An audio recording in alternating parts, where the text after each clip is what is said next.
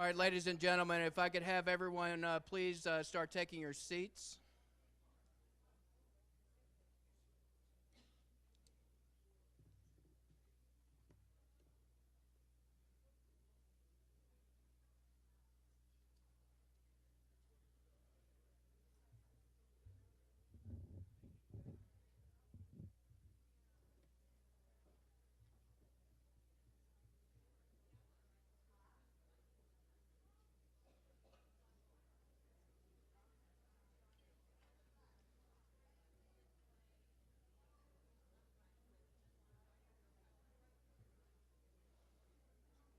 All right, folks, so we'll go ahead and begin.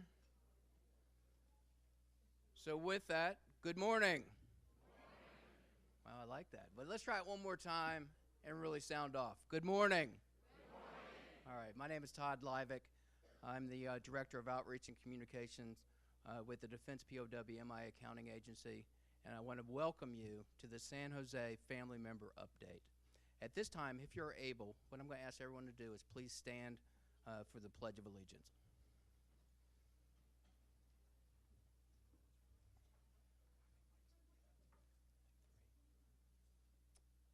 I pledge allegiance to the flag of the United States of America and to the republic for which it stands, one nation, under God, indivisible, with liberty and justice for all. Please be seated.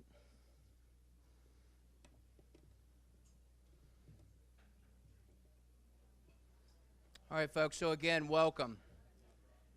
And what I'd like to begin with is today is another opportunity for a continued two-way conversation. So with that, how many, if I can just get a show of hands, how many folks are here for the first time ever for a family member update? All right, so quite a few. So folks that just put up their hands, again, that two-way conversation, again, this is your opportunity to talk to the government face-to-face. But I want one message to be very clear, that just because we have those conversations today doesn't mean it stops here. Success means that has to be a two-way conversation moving forward, which means we just need to make sure that we keep open lines of communication. So if there's one real major takeaway today, that's what I'm going to ask you to take away with. So, couple logistical. In the back, actually I think you have to go around because that door's not open. That is where refreshments are. Coffee, and I believe there's a lot of fruit. They really went healthy today. How many people had an orange? I wish I would have eaten an orange earlier. Bathrooms. Now, so there's no bathroom on this floor. So we have bathrooms right down the stairs or up on the second floor. If you come out of the elevator, there'll be a sign that'll say for registration, you go around, there's bathrooms there. Okay, so if I can get everyone to, in your packet, you have a survey. So here's another thing that I really need from everybody. To make sure that we stay on task to present, family member updates that make sense to family members, we really need your feedback. So if there's something good that we do, please highlight that. If there's something that needs to be improved, please hold us accountable to that, because we do read these surveys and we take your comments very seriously to implement changes moving forward. So be a part of the mission that way as well. Okay, lunch. So the Marriott, I believe it's going to be in the front lobby area, does have a nice menu for lunch and pretty reasonably priced. I will tell you, in San Jose, I went and got dinner last night, and I looked at the tab at the end and said, wow. But these, I got to tell you, this is more up my alley for a $10 nice lunch. So please take part in that if that's what you want. And the restaurant also has a special menu as well for everybody. I also now want to highlight, if they're in the room, Staff Sergeant Ferrante and Sergeant Villanueva, if he's in the room. So these are our photographers that will be taking pictures all day. If you don't want your picture taken, just let us know, and we'll respect your wishes on that one. But typically what we'll do is with those photos is either put them up on our Facebook, and to that, how many people do Facebook? Okay, how many of y'all are friends with DPAA on Facebook? All right, so not very many raised their hand. So at the end of the day, when I ask that question again, I expect everybody to have signed up and become our friends. Because that is also another place for that two-way conversation to continue, because we refresh the Facebook site on a daily basis, and sometimes multiple times during the day. So to Facebook, we're also doing Facebook Live. So this is live right now. And this is just another way for us to amplify, to tell our story, for us to tell our story about your loved one and about what we're doing together to learn more, get to know each other, and ultimately be able to identify and account for your loved one. So we'll be talking about the numbers of how many people have tuned in throughout the day as well. We do have, and I don't know if Harper Magazine is here yet. Okay, so Harper Magazine is here, so we do have some media here, and I believe we do have local media that potentially will be here as well a little bit later. All right, so with that, what I'm going to do now is I'm going to turn it over to our Principal Deputy Director, Mrs. Fern Sumter. Okay, so just when I thought I was on a roll, all right.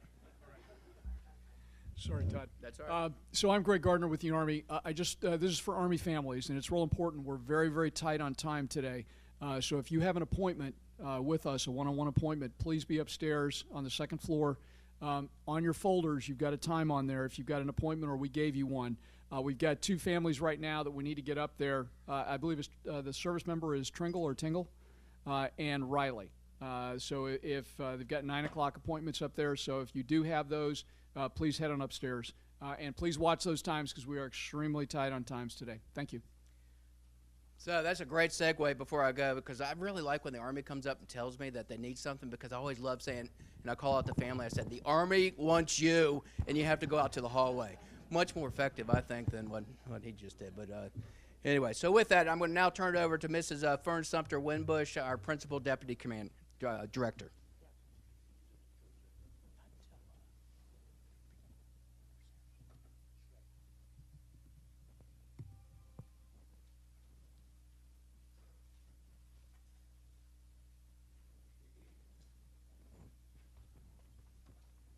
Good morning, everyone. In the back of the room, can you hear me? It sounds like I can't. No. Can you hear me now? No. I need some more volume on that. Good morning, good morning, good morning. When you can hear me in the back? Okay, I got thumbs up in the back. Great. So I like to move around, so you'll have to follow me. I know I'm kind of short. Say again? Did you lose me? Do I need to stay close? Yes, ma'am. Let's do that. Oh, I forgot. I'm on Facebook Live. I'm probably not supposed to make faces. Okay. I won't move.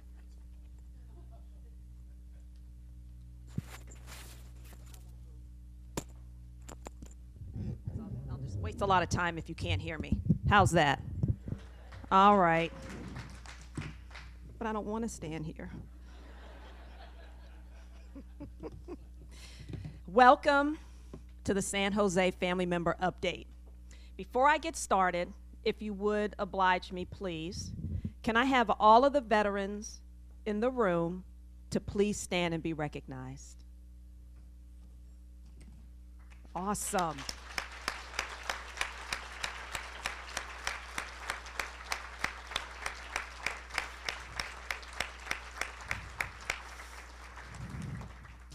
Our nation owes you a debt of gratitude that we can never repay, and I am so honored to be called one of your comrades. So thank you for your service, and we thank your families for your service as well. I'd also like to recognize a couple of visitors we have in the room. They're visitors to you, but they really are family to us. They are the VFW representatives, and I call them family because, as you know, many of you know, the VFW is a staunch supporter of this mission and our effort.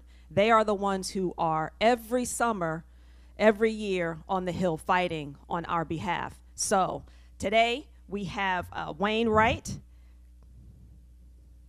Stand up. High speed. So Mr. Wright and I were talking this morning, and the thing that we connected on, which was kind of amazing, is he's Navy and I'm Army, but he went to the Army Airborne School like I did. So, and he's for those of you who know what this is, he's a jump master, so that's pretty cool. Right, amazing. And then, of course, to not be outdone, we have Mr. Britt Potter. Thank you, sir. Mr. Wright, Mr. Potter, thank you for attending today.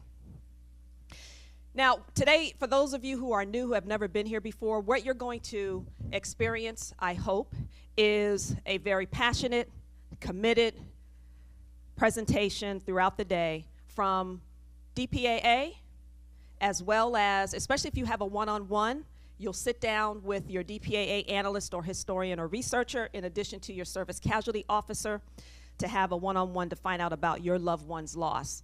In addition to DPAA personnel, I also have here helping us out is the Armed Forces Medical Examiner System. They are outside in the hall. They are the Armed Forces DNA Identification Laboratory, and they are critical to this mission, very important to what we do.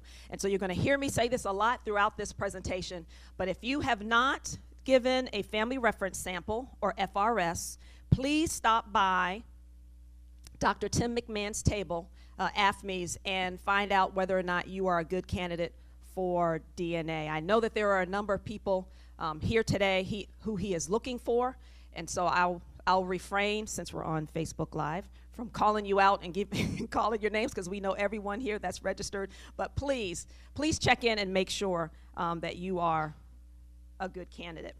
I also have here today with us, with the DPA staff, Stony Beach, as well as a wonderful volunteer who used to be a former employee of DPAA's. His name is Phil O'Brien. He is one of the guys that whenever we're on the East Coast, former employee who steps up and helps us with a lot of our one-on-ones and a lot of our case reviews. So thank you to everybody who was participating today. Who did I miss? I don't think I missed. Oh. The refreshments today were provided by the DAV, Disabled Veterans. So if you come across or if you happen to attend a DAV conference, please thank them on behalf of DPAA, and thank them on your behalf as well for providing refreshments today. So thank you, DAV. I hope DAV is watching us on Facebook Live. All right, let's go to the first slide, please. Our mission is a daunting one. It goes back all the way to World War II. Through the wars to current day Iraq wars. We are, again, a highly committed, dedicated team of professionals who work every single day, sometimes on Saturday, to research, identify, recover, and return lost servicemen and women from past conflicts. We are here today for you. This is your meeting, so please do not leave without getting your questions answered. Next slide. As I mentioned, our mission goes back to World War II. 82,000 plus is quite a daunting number. And out of that 82 from past conflicts, we really believe that there's only about 34,000 that can actually be identified, largely because many of our losses are due to high aircraft crashes and or deep sea losses. And so they won't be recovered, which is unfortunate. But even with 34,000, that's still a very large number. It will take us more than a lifetime to get it done. But let me just tell you that we're not going to stop. We're not going to slow down. And in fact, we've picked up the pace. Many of you, I see some nodding their heads, who have been watching us over the past few years. Every single year, we've done more and more and more. And it's partially because of great organizations like the VFW and others, but most importantly, it's the families, because you all continue to hold us accountable, and we appreciate that. It's because of you that we do what we do every single day. Again, with 34,000 possibly accountable, what we also need to do is work faster. Witnesses are passing away, their memories are fading. And in other countries where we actually go in and do recoveries, there's, development ongoing. And then in Southeast Asia, the large challenge is the acidic oil that's basically dissolving the remains. So right now, Southeast Asia is our number one priority as far as putting our teams on the ground. And I'm going to talk about Korea in just a second. Next slide, please. So for 2019, here are all of the places that we're going to be. Right now, we have over 200 personnel on the ground in 7 countries, either doing investigations, interviewing witnesses, or actually conducting recoveries.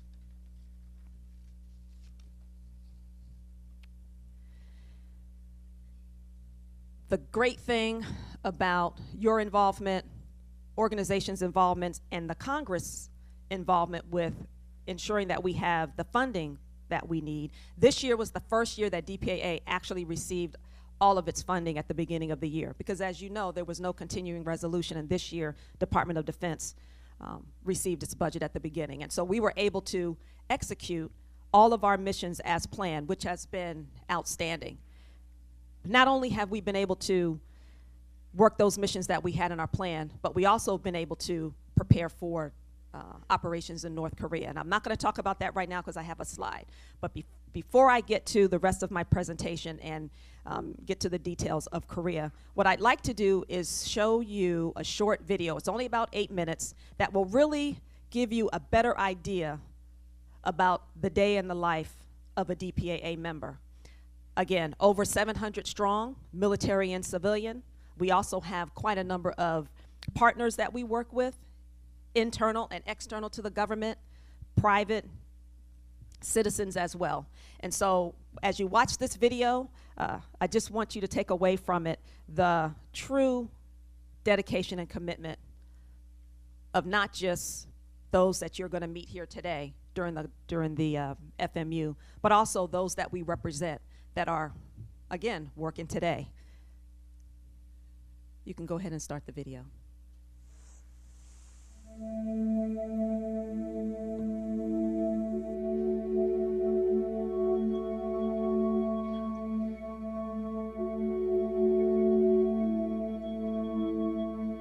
We write no last chapters. We close no books. We put away no final memories. An end to America's involvement in Vietnam cannot come before we have achieved the fullest possible accounting of those missing in action.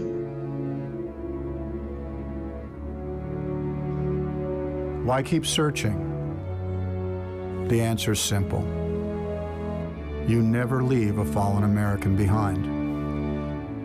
The mission of the Defense POW MIA Accounting Agency, or DPAA, is to provide the fullest possible accounting for our missing personnel to their families and their nation. Strategically located in Arlington, Virginia, with major facilities at Joint Base Pearl Harbor, Hickam, Hawaii, and Offutt Air Force Base, Nebraska, the more than 600-person newly established defense agency is jointly manned by soldiers, sailors, airmen, and Marines, and Department of Defense civilians with specialized skills. Researching, recovering, identifying, and ultimately returning an individual to their family begins with analysis and investigation.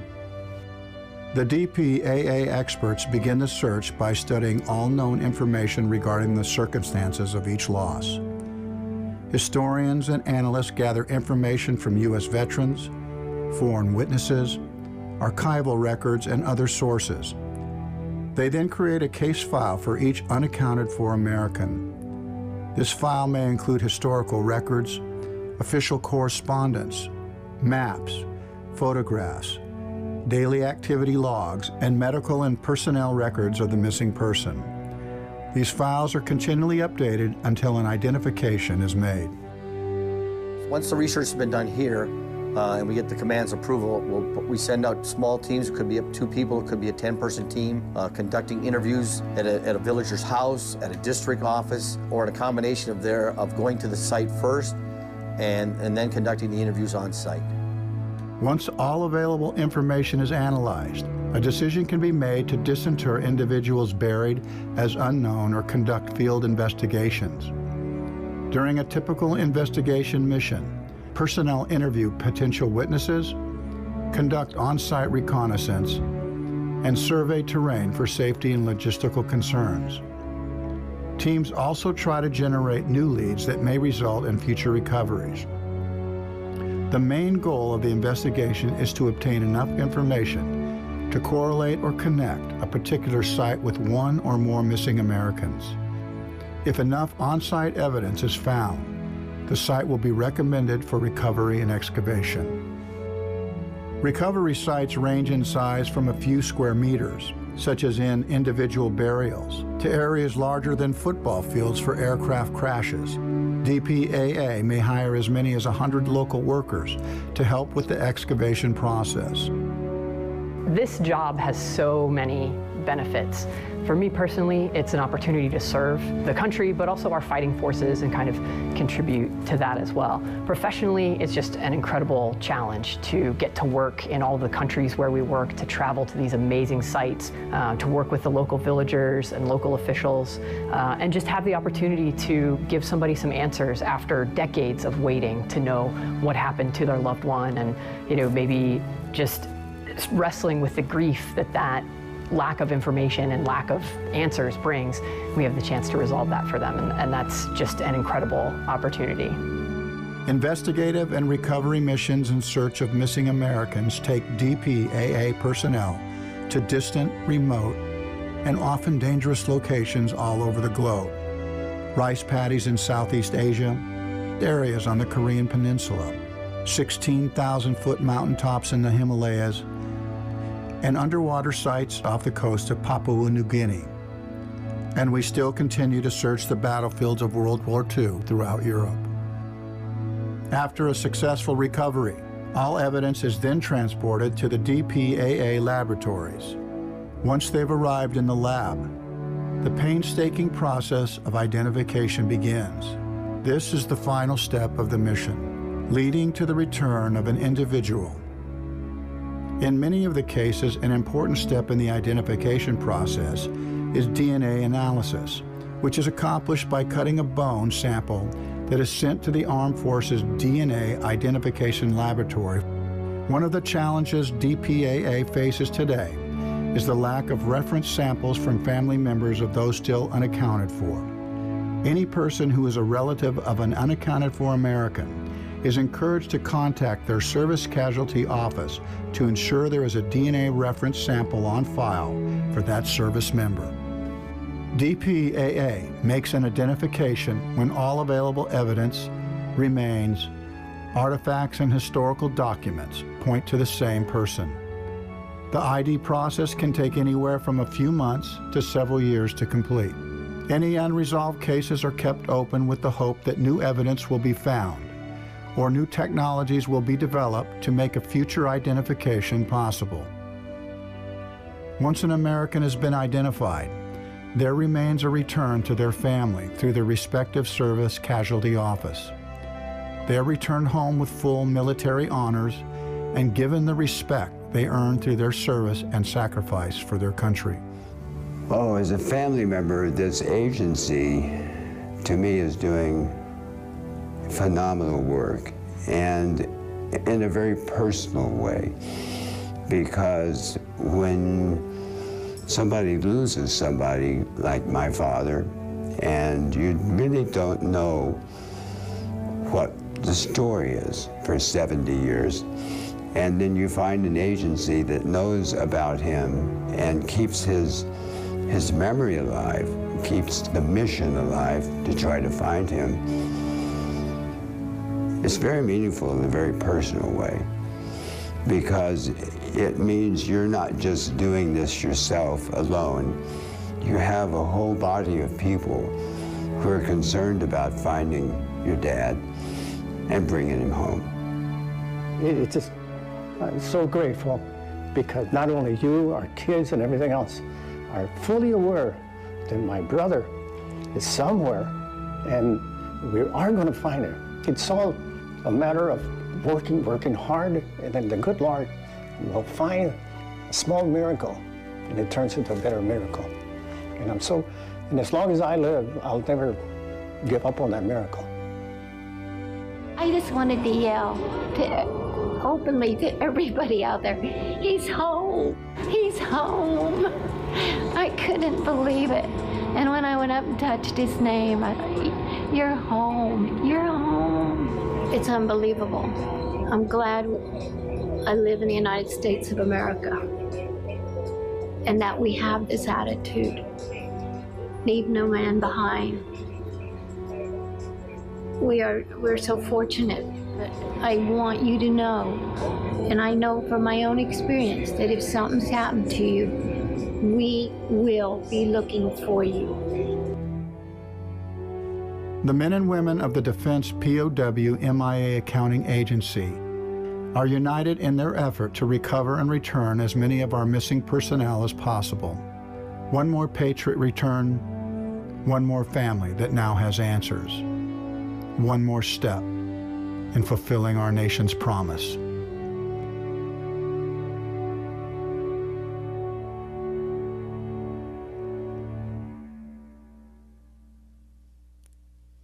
Powerful, yes?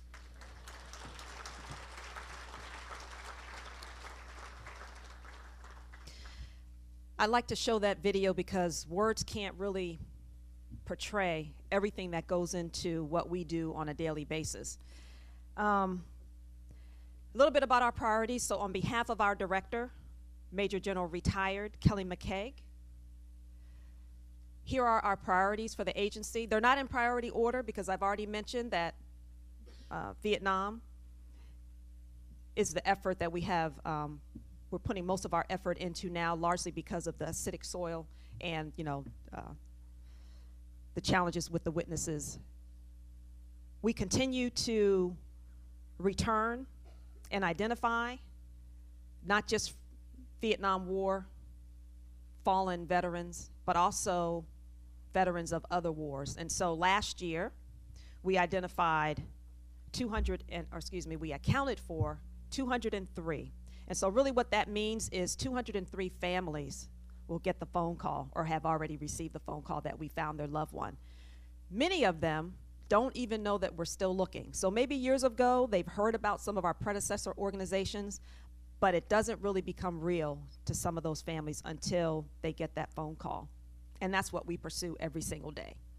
Now, subsequent to our establishment in 2015 by then Secretary of Defense Chuck Hagel, in addition to picking up the pace, working faster, working harder, working smarter, Congress also told us to put together a case management system, CMS.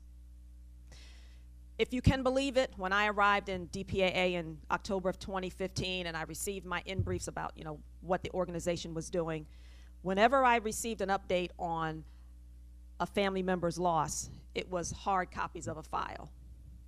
Very fragile in some cases, can barely read it in other cases, and I could not believe that a defense agency in the 21st century didn't have a digitized system.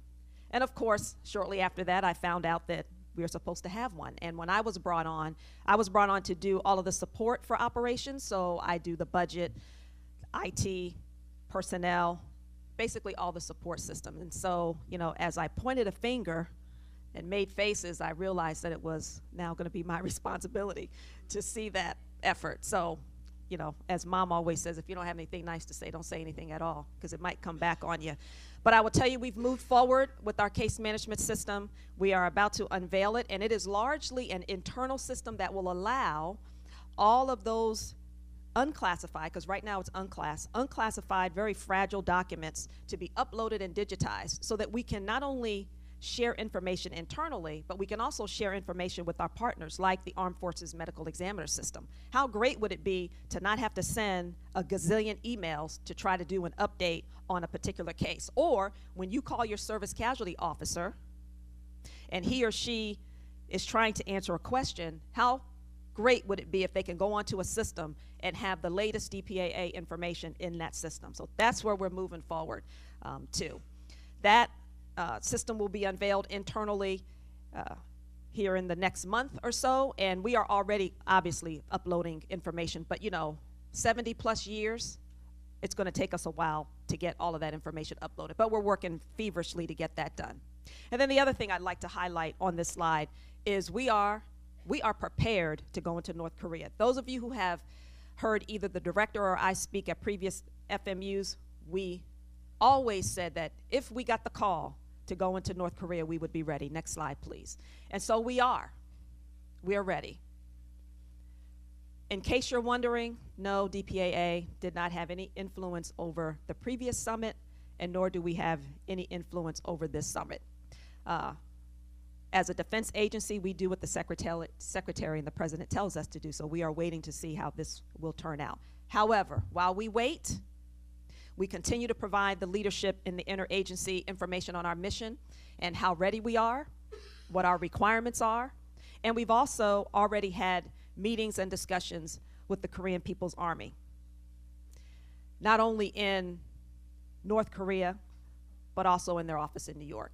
So we are working feverishly to get this done. The last thing that needs to happen before we are able to go into North Korea is we need to do the negotiations to work out the terms. We are hopeful and we're ready. In addition to field operations as a result of the summit, we also last year were able to get a Korean War disinterment project approved. So if you're a Korean War family and you've been following what's been termed as an X file, right, to try to figure out who your loved one is, the great news is we are going to disinter all 652 out of the punch bowl. And so that is huge because now we're not having to try to work individual cases. Now we can exhume by phase a group of individuals, and some of the caskets are commingled, so that is a challenge. But this will give us a much better way to make identifications. It also prevents you from having to fight to get your loved one or who you believe to be your loved one disinterred. Eventually we will get there. It's a 7-phase project that will happen over the next 5 to 7 years. So we are very excited about that. Phase 1 started last year, and we're just about at the end of phase 1, and we will be sending up a request to move on to phase 2 here shortly. But I'm not going to go into a whole lot of detail about Korean War identifications and the things that the lab does because you're going to have an opportunity to hear from our lab later on today. Next slide. A couple of benefits, updates. One update is, in addition to Southeast Asia, Korean War, Cold War, Vietnam War, and Iraq War, we also have been working very hard on our World War II losses as well. And if you've been following the news, you may have heard recently that we identified our first of 27 Tuskegee Airmen out of Austria.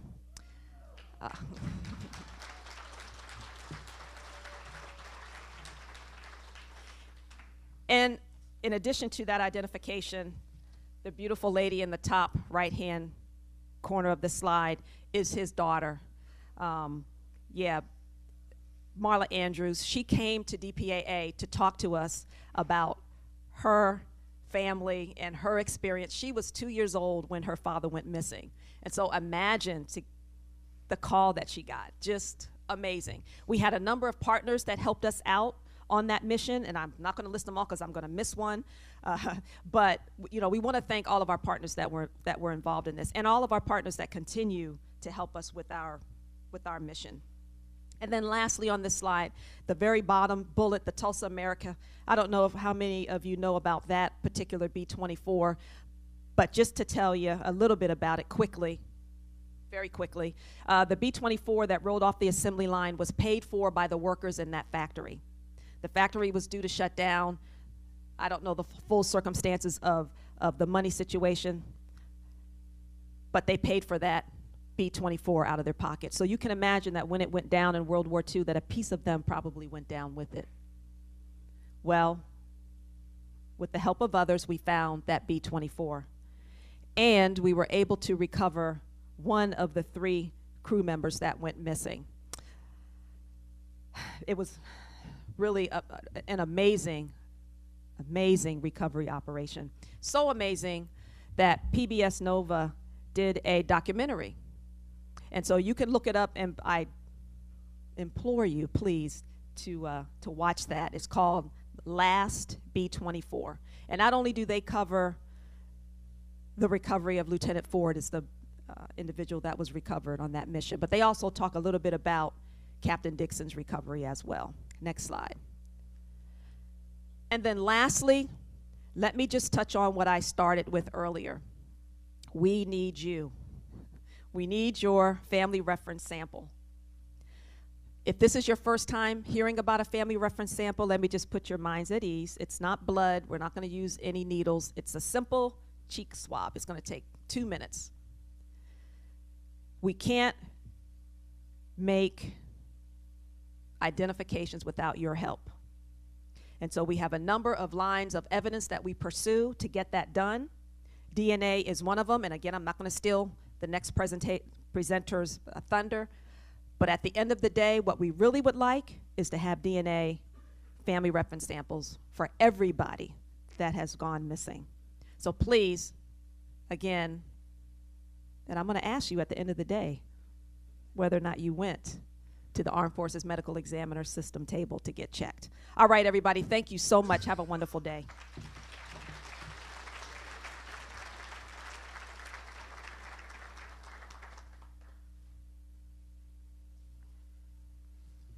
All right, folks. I also would like to welcome from Senator Harris's office, Mr. Sean Anstead, who is the Military and Veterans Liaison. Sean, if you can stand, please.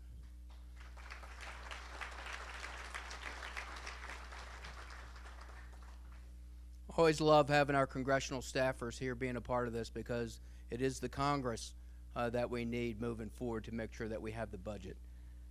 Okay, at this time, we're going to move into the remembrance ceremony. And before we start, we're going to show a quick video, but I don't see Raphael. Is Raphael somewhere? Okay.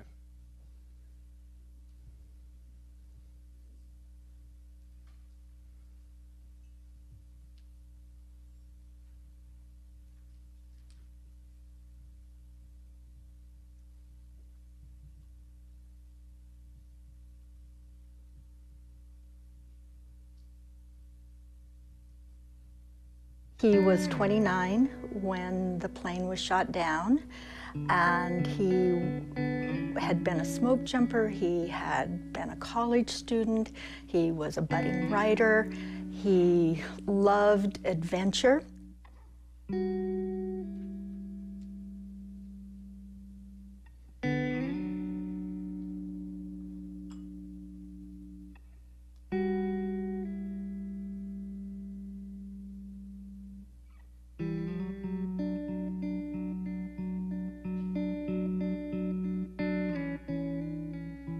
Be persistent, sometimes be nicely annoying in search of answers.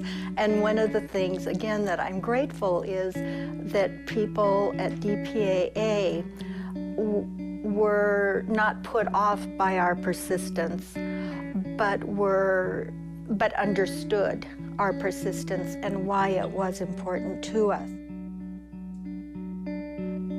I am very grateful to DPAA and to the National League of Families for their continued support of this. Immensely grateful to our casualty office and to others in Washington, D.C. who believed in our efforts to locate our loved ones, and for the support that they gave to us. All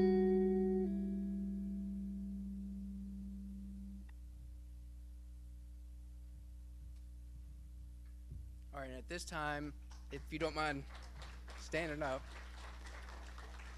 So here's the lovely lady.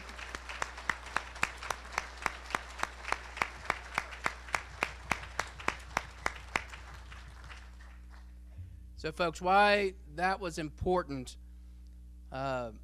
Just a recent, she just found out recently that her husband had been accounted for. And the wonderful thing there is, I think, the message that she gave about being persistent. So important. And I also think it was important because what we're going to do now is a remembrance ceremony. So if everyone could pull out their agenda and look on the back side of the agenda, and this is the format that we are going to use, and this is your opportunity to honor your loved one and talk a little bit about your loved one. Now, to that, a lot of folks in here today that potentially want to share a snippet of their loved one. So I would ask that everyone be very brief to give an overview and to honor your loved one. So the rules of engagement are, we're going to have microphones. All you need to do is please raise your hand, and we will come to you. So at this time, I'd like to go ahead and begin.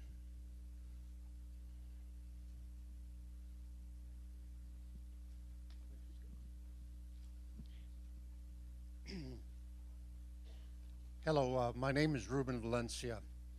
I'm here today to announce that on Thursday morning I was given notification of my best friend's remains being identified, and that I will be receiving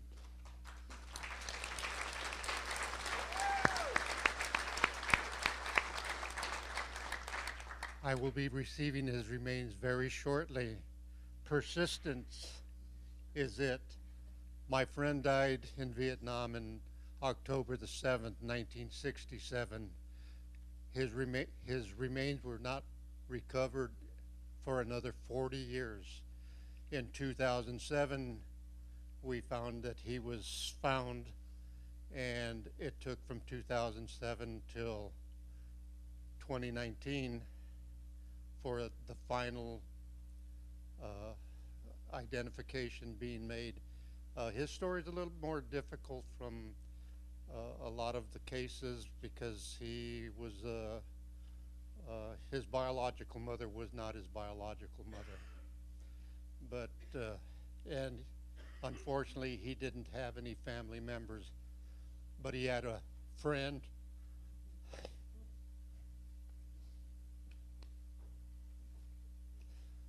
that was like a brother, and I would not allow for him not to be brought home. And the DPAA put up with me for the last 12 years. And like I said, Thursday morning at 11:43 in the morning, I got the call. And just want to let everybody hear, don't give up. And just be persistent, and they'll work with you. God bless all of you.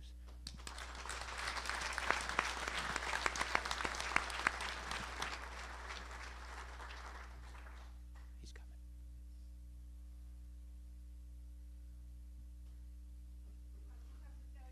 Man, if I could get you to wait 1 second for the microphone.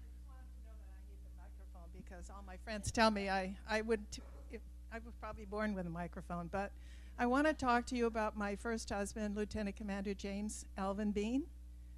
Fun, smart, wonderful Navy pilot, flew a one-man propeller. He was on his second duty, and he went to his best friend and he told him, he said, "I'm not coming home." And his friend said, "Then you've got to do something." He said, "No," he said, "I don't want to, I can't think of living with myself if someone were lost in my place." So on October 5th, he was lost. My daughter Katie was born November 14th. And I have every letter he ever wrote me. And I have gone to my congressman, Doug LaMaffa, and he went to the Defense Department for me, and then also he put in a resolution that America, which passed, America would never forget any of their either civilian or military people.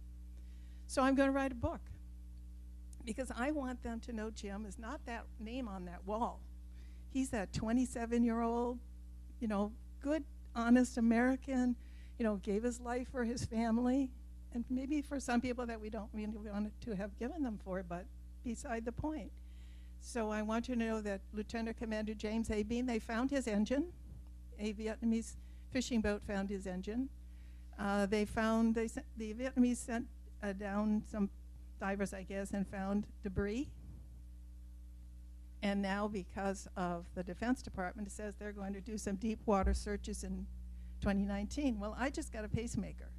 I want to make sure I'm around, because look at Vietnam. I mean, how many people are around, you know, when those North Vietnamese people came in? I will be here. Okay?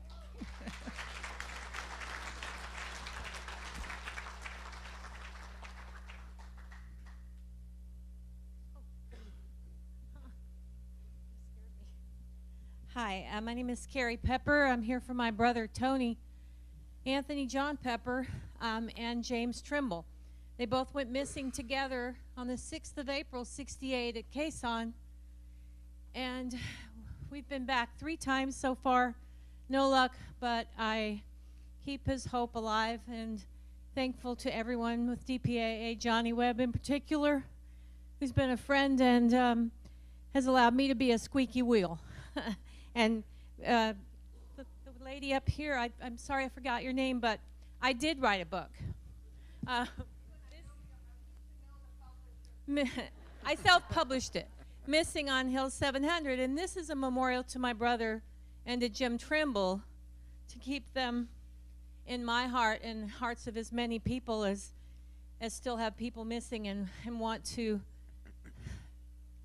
make it more than just one boy missing. You know, this book is for all, and I thank everyone for helping. Hopefully they will go back again soon. I'm told, more information, and I'm in touch with his commanding officer. His still lives in Texas. He's been awesome. He's been back on the last 2 missions to help find them. So thank you, everybody.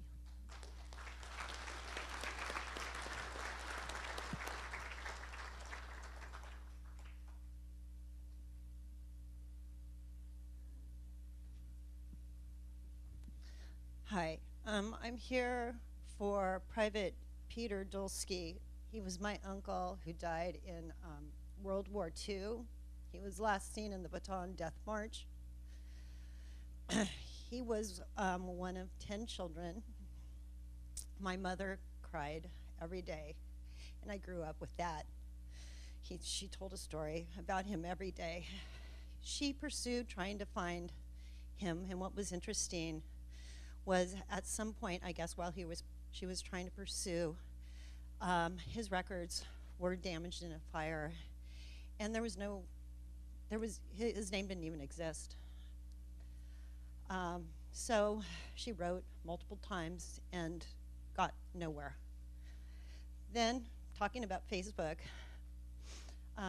I reconnected with an elementary school friend on Facebook who happened to go to the Philippines, to the cemetery, the military cemetery there.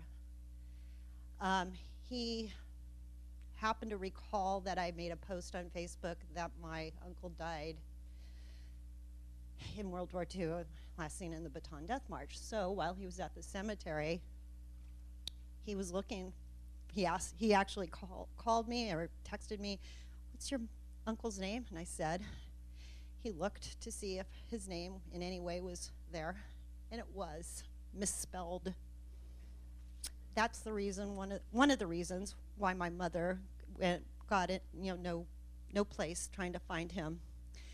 So 70 years later is when my friend on Facebook found a recollection of him, and now we have his records. Now we have all of his medals, many of them. I'm wearing one.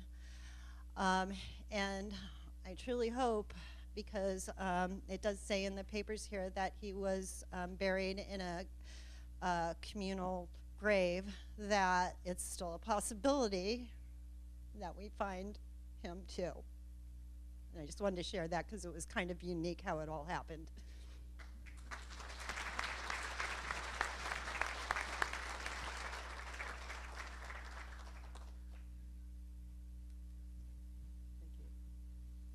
My dad told me a story once that he had a cousin who was killed at Pearl Harbor. That's all I had for over 50 years. In the meantime, I became the family historian, and a contract genealogist for the Navy tracked me down and told me who that cousin was, shipfitter 2nd Class Algeo Victor Malfante, who had been killed on the USS Oklahoma, the ship that was torpedoed and capsized. So now I had a name and some information. I called Napa High School, who referred me to Napa Library, and they came up with 2 yearbook photos from the Napa High class of 1938. So now we know who he is, and now we're hoping to bring his bones home to the vacant plot in St. Helena. I have 2 cousins who are down the maternal line who could give samples. Both of them refused. One of them's now dead. The other one, I won't go there.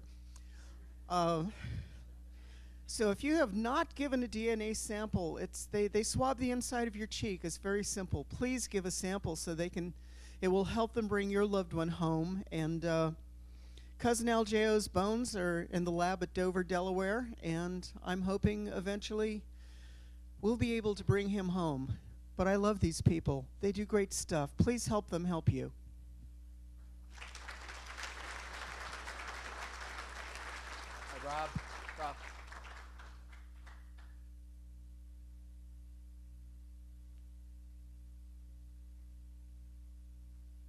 right here.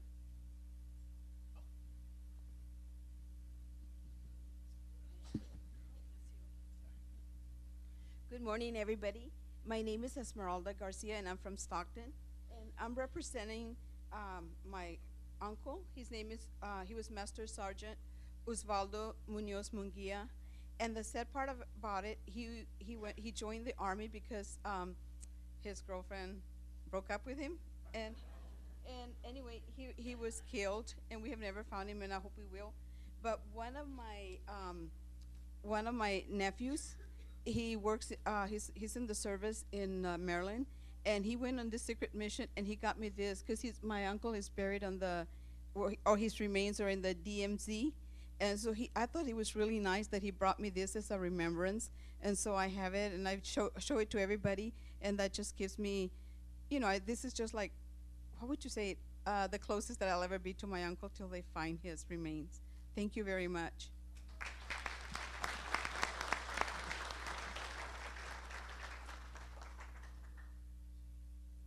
Good morning.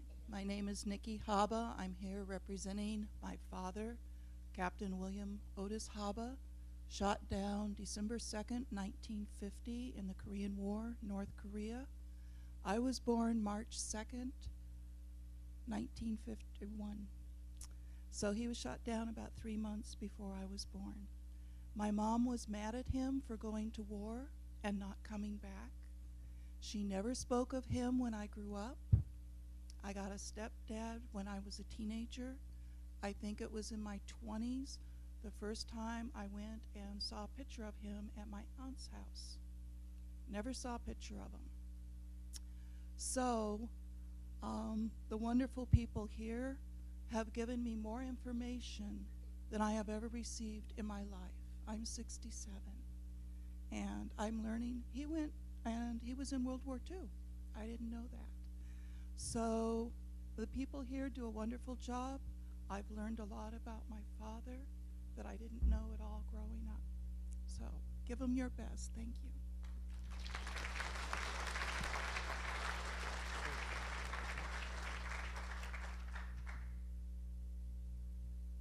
Good morning. I'm here representing George Delamore Jr., a pharmacist, 3rd class. Pharmacist mate 3rd class, who was assigned for the 1st Marine Division on the attack in Peleliu, and he was injured or killed actually by mortar fire on the beaches helping others. But my biggest concern is that most of you have the opportunity or have not had the opportunity to visit the DNA lab, the facility in I was at the facility in Joint Base Pearl at Hickam to see the DNA lab and go through their facility. And let me tell you, the respect the military has for their fallen is just tremendous. And if you ever go to Honolulu, arrange a a visit to their facility there at Hickam, because it will change your whole life from that point on. I'm now talking to groups all over Southern California about this project and what we're doing, or what the military is doing for us. And in fact, they even wrote a newspaper story about me. So let them know, because most of these people have no idea what's going on here. And the United States needs to know. Thank you.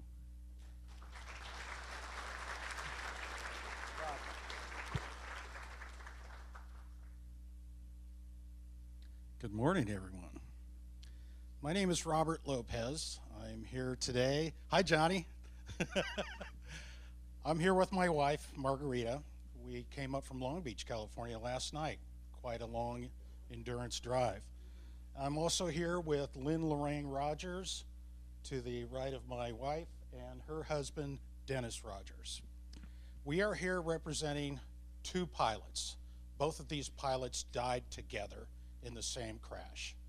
Their loss occurred on May 15th, 1946 in coastal waters of the Korean Straits while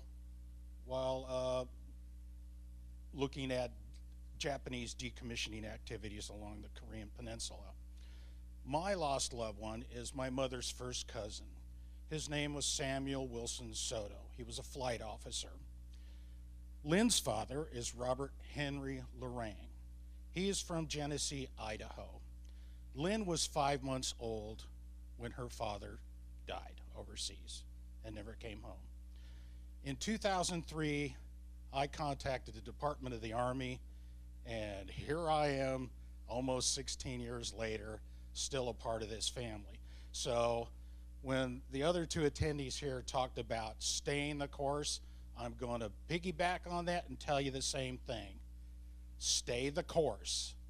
These are your friends, these are your new family, and you will only benefit from this. In time, I hope that Lynn and myself will enjoy some of what others have enjoyed here. As of right now, we're happy with what we have. So with that, have a great day and a great learning experience. Thanks.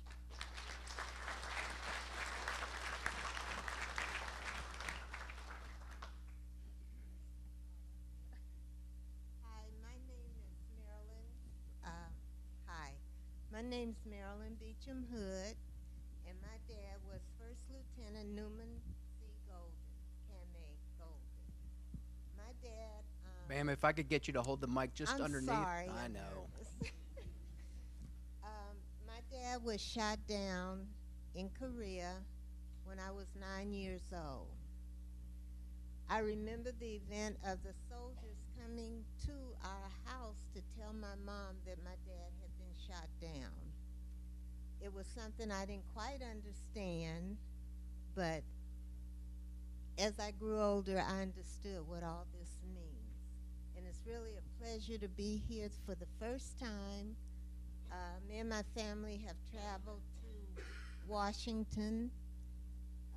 I can't even count the number of times now, just for an event like this. My dad was also a Tuskegee Airman. He was one.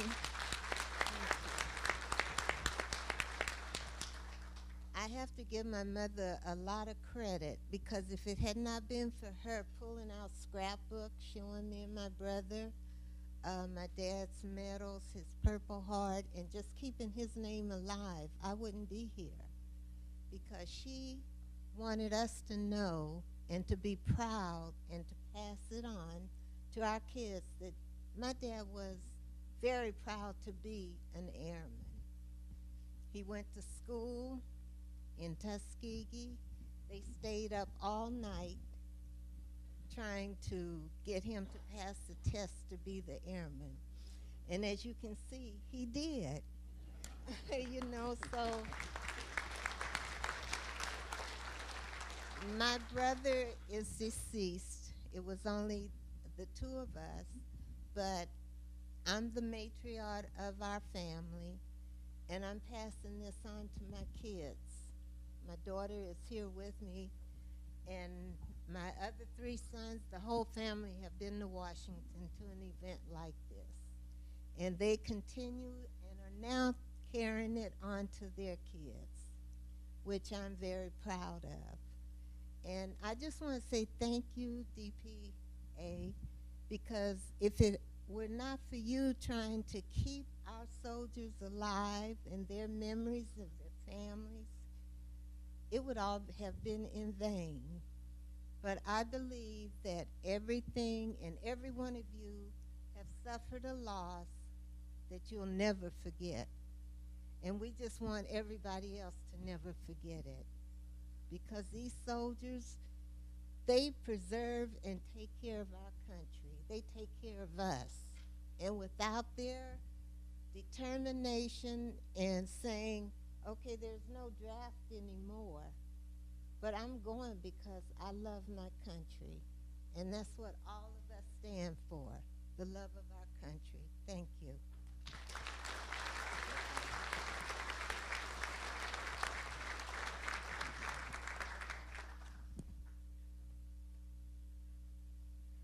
I'm here for William Charles Sankey Jr.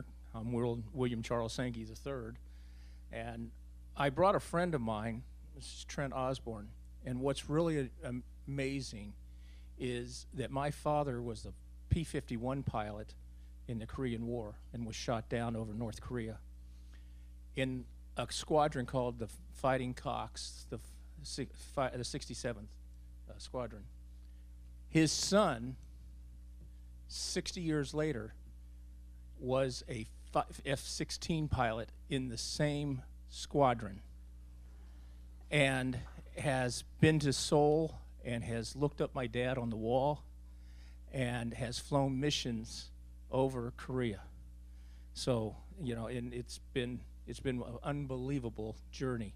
And now his son is working on with his squadron. I guess they have a thing that they do where they do recovery, and they take on these missions, and he's working on that. And I want to say one other thing. Johnny Webb gives an unbelievable presentation and tour when you go see that facility. It is amazing what they do. If you haven't been there, go.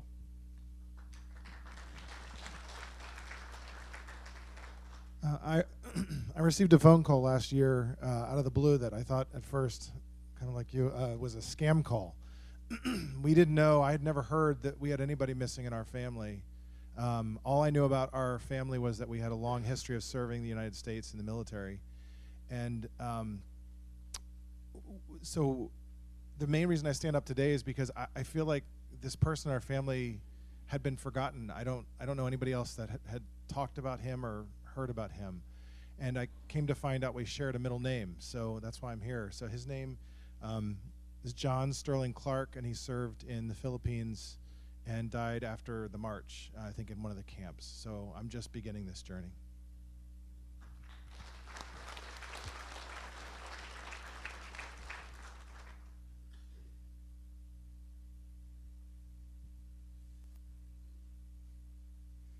Good morning. My name is Bob Haberly, and I'm here with my sister Mary Ann, and we are representing our father, Lieutenant William Joseph Haberly, who was a crew member on a B-29 that was shot down over the Wonsan Bay in North Korea on October 24th, 1951. Of the 11 crew members, only one was unaccounted for, and that was my father. Frankly, we really don't hold out much hope of ever recovering his remains given the circumstances of his death. But we are forever grateful to the Defense Department for keeping his case open. They are still looking for him, and we greatly appreciate that. It speaks volumes to the values of the country that we live in, that they never forget their dead and fallen.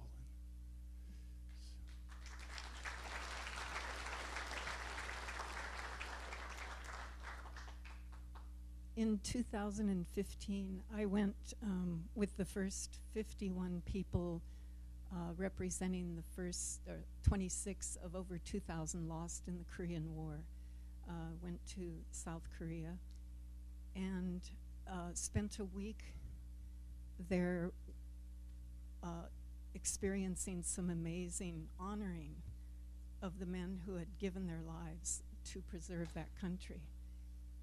And I was so struck by the ceremony that followed the ceremony, that when I came back, I really wanted my father to have, excuse me, I'm a little nervous, to have the same honoring in his own country.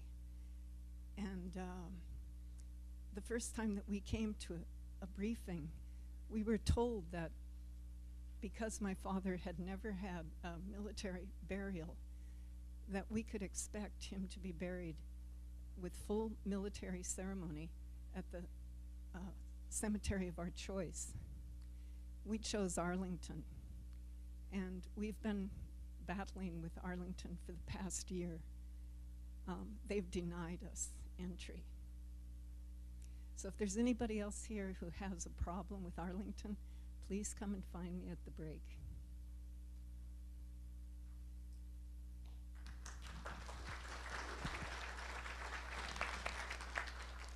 Hello. This is breathtaking for me. It really is.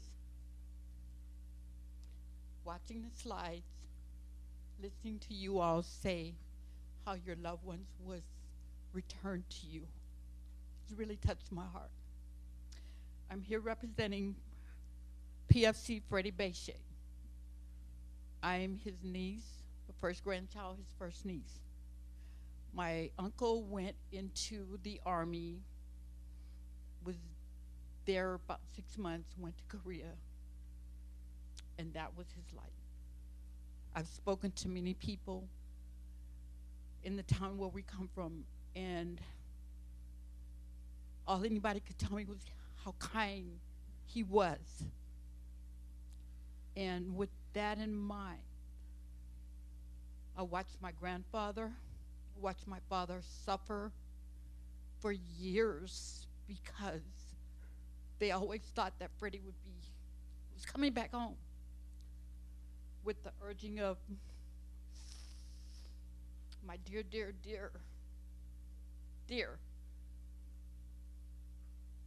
better half, told me how to write a letter. And I did. And it took a while, but I got a call. I got a letter. I got ecstatic. And I've been just kind of hitting and missing, but then I get this information to come here. I made it my business. Looked like everything was going wrong yesterday, but we made it here. But I got online and I was doing some more research because I haven't looked like I couldn't just find what I wanted to. But this month, and Freddie has a birthday, and to be exact, today, I have more hope than I ever have. I found the name of a corporal that was in the same unit with Freddie. His remains have been returned. So now I got a whole lot more hope than I had before that this is not will, but this is gonna be done in my lifetime.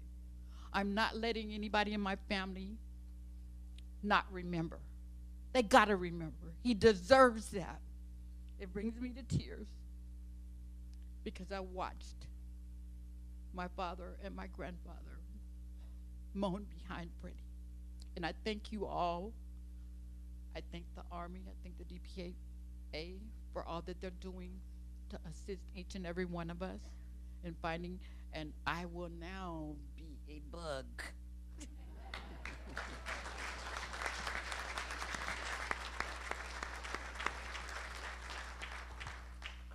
Hi, my name is Becky Thomas, and I'm here for my brother, Navy Ensign Darwin Thomas. He was a A1 Skyraider pilot off the USS Oriskany, and he went off on October 14th, 1966, and hasn't returned. They excavated his crash site several years ago. We have not received a formal report yet. The latest on this right here, which I'm reading, says that no remains were found, but they haven't closed his case yet. So that's where we stand.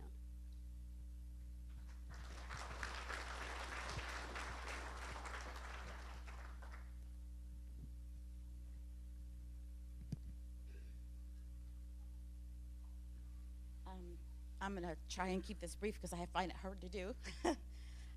I'm here remembering a great uncle I actually never met, Private First Class Frank Campos. He and 16 other boys were dropped in the water off the coast of France, August 1944. I only know him through stories that my grandmother told, and only when we'd visit the cemetery. She couldn't talk about it any other time, and even those stories were just little remembrances and things. I still go to the cemetery for her every year and still lay flowers. A few years back, I had put a request for a picture. His name is on the wall at Roan Cemetery, and I had put a request to have a picture taken, and a school teacher from Arizona contacted me because she was taking students there for a history trip, and they did a rubbing of his name and brought it back to me here, and it's one of my most prized possessions. I follow DPAA on Facebook, and I repost all of the findings and the wonderful news that they post there. And I know that while mine is a long shot, I hope to be one of those postings one day.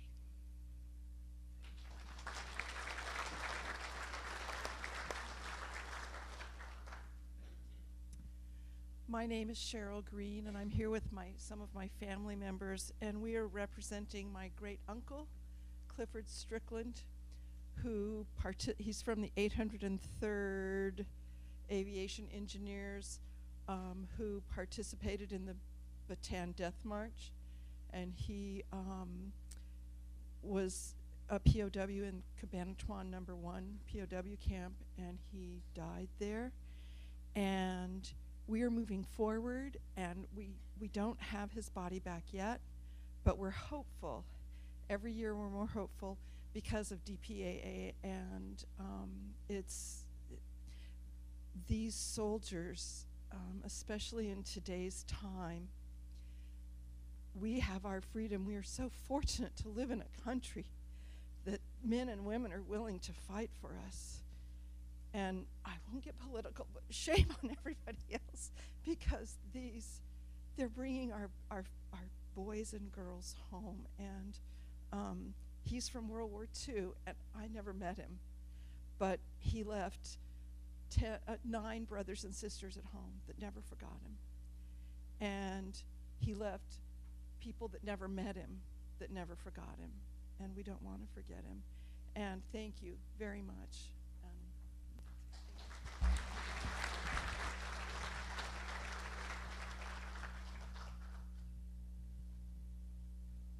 My name is Jeff O'Kane. I'm here representing Buren O'Kane, Seaman First Class, aboard a PB-4Y2 that went down June 1st, 1945 near Singapore, and the 11 other men aboard his plane.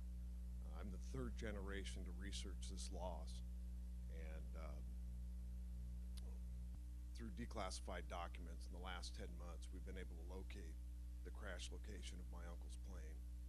We came here to meet with DPAA and try to get them up to speed. We've been working feverishly trying to get somebody to go and look. And we've been able to locate 6 of the other family members of the men aboard. And in the last couple of months, I was able to actually interview the 2 gunners aboard the recon plane. The pictures from the recon camera captured my uncle's plane from the moment they were shot to the 30-minute flight to their crash. And I was able to interview the men that were aboard that plane, and they're 93 and 95 years old and have an amazing memory of this day. And my dad's actually watching on the webcam, so if everybody could tell my dad, Mike O'Kane, hello. I got up, Dad. Thanks. And thank you very much.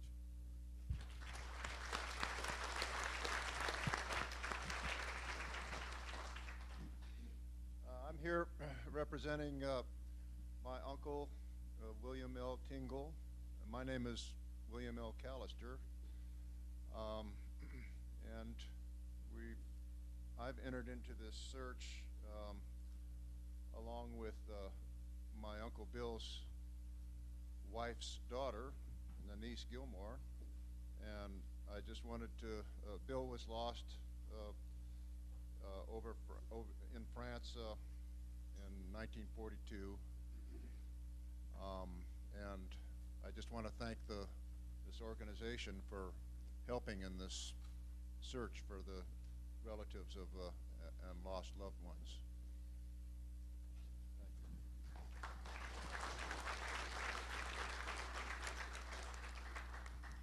My name is Sandy Mongra, and I'm here representing my uncle, Harold Mongra, shot down over Guam, June 12th, 1944. And my family never talked about him. They didn't say what a hero he was. Apparently the plane was on fire and going down, and he was still hitting his targets that he was supposed to hit. So I used to cry when the news would show people getting remains and having a ceremony with honors, and I thought we would never have that. But of all things, my mother got a call a few years back, and it was a retired Navy pilot named Bruce Carr. And he said, my uncle Stanley Carr died with your uncle that day. So I have a new friendship. He lives in Washington State with his wife, and we've exchanged pictures and emails, and he came down to meet myself and my son. And he got me started on a road I didn't know that I could go down. So he had sent a picture of a bronze marker in their family cemetery plot with his uncle's name, missing in action June 12, 1944, off the Yorktown. And I thought, why didn't my family ever do that? You know, why did my family never tell me what a hero my uncle was? So it turns out I've got a ceremony June 11th. It'll be the next day. Will be 75 years to the date that he was killed. The VA's giving me a bronze marker for my uncle, and this will be at the Central Coast Veterans Cemetery in Monterey County. And so I get some closure, which my dad didn't have, my grandparents didn't have. I have seen his name at the Punch Bowl Crater.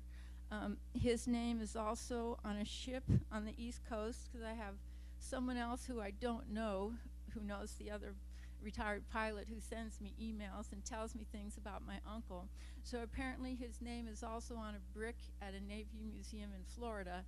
So when I get the bronze plaque in Monterey County, that'll be 4 places that his name will be, and I'm very happy about that.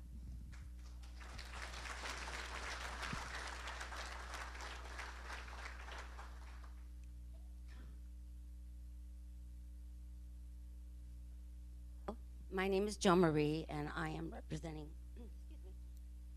my uncle Francis John Seyfried, who died in World War II. It's a interesting story, and I will tell you just a piece of it.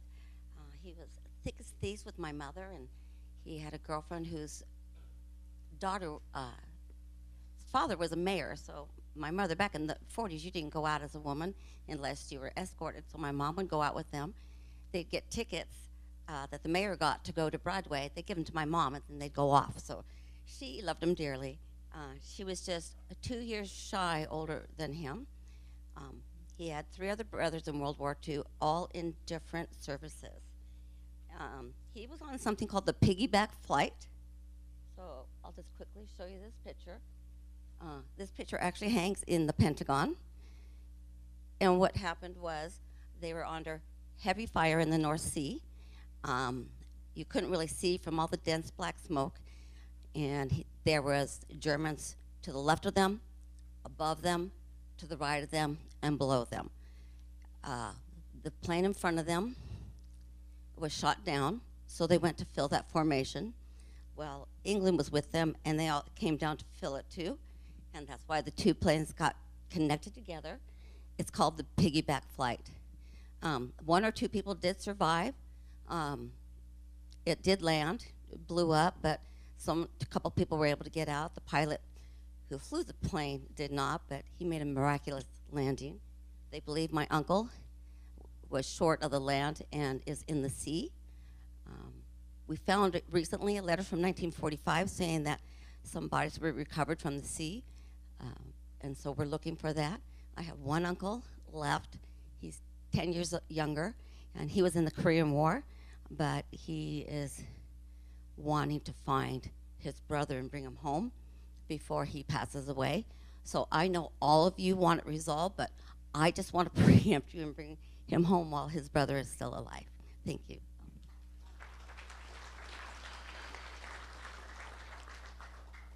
I'm her sister Jean, and one more thing to tell you.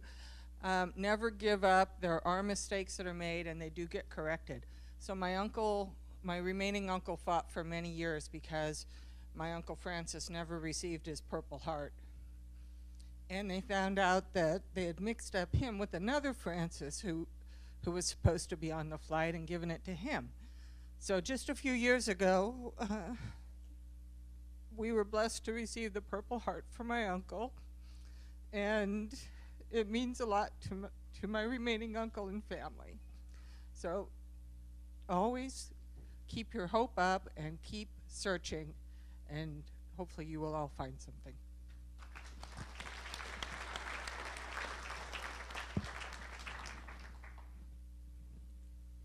Hello, my name's Monica Lovato. I'm from Visalia, California. I'm here with my family honoring my great uncle, PFC Dennis Martinez.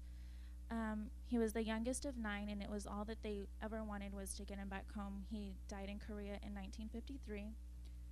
My grandpa unfortunately never made it to see the day. He has one living sibling left. She'll be 103 this May. So I'm hopeful she will be able to see the day he does make it home. If not, we will all continue to push and wait for that day to come, hopefully in our lifetime. If not, the younger generations will fight to get him home. Thank you.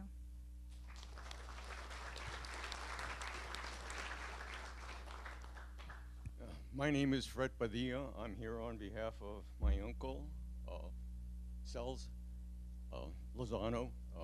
He was my mother's brother, and up till the time my mother passed away at the age of 87, she never gave up hope that someday he would come home. I hope that this organization brings some closure to me, and I'm not going to give up. Thank you for listening to me.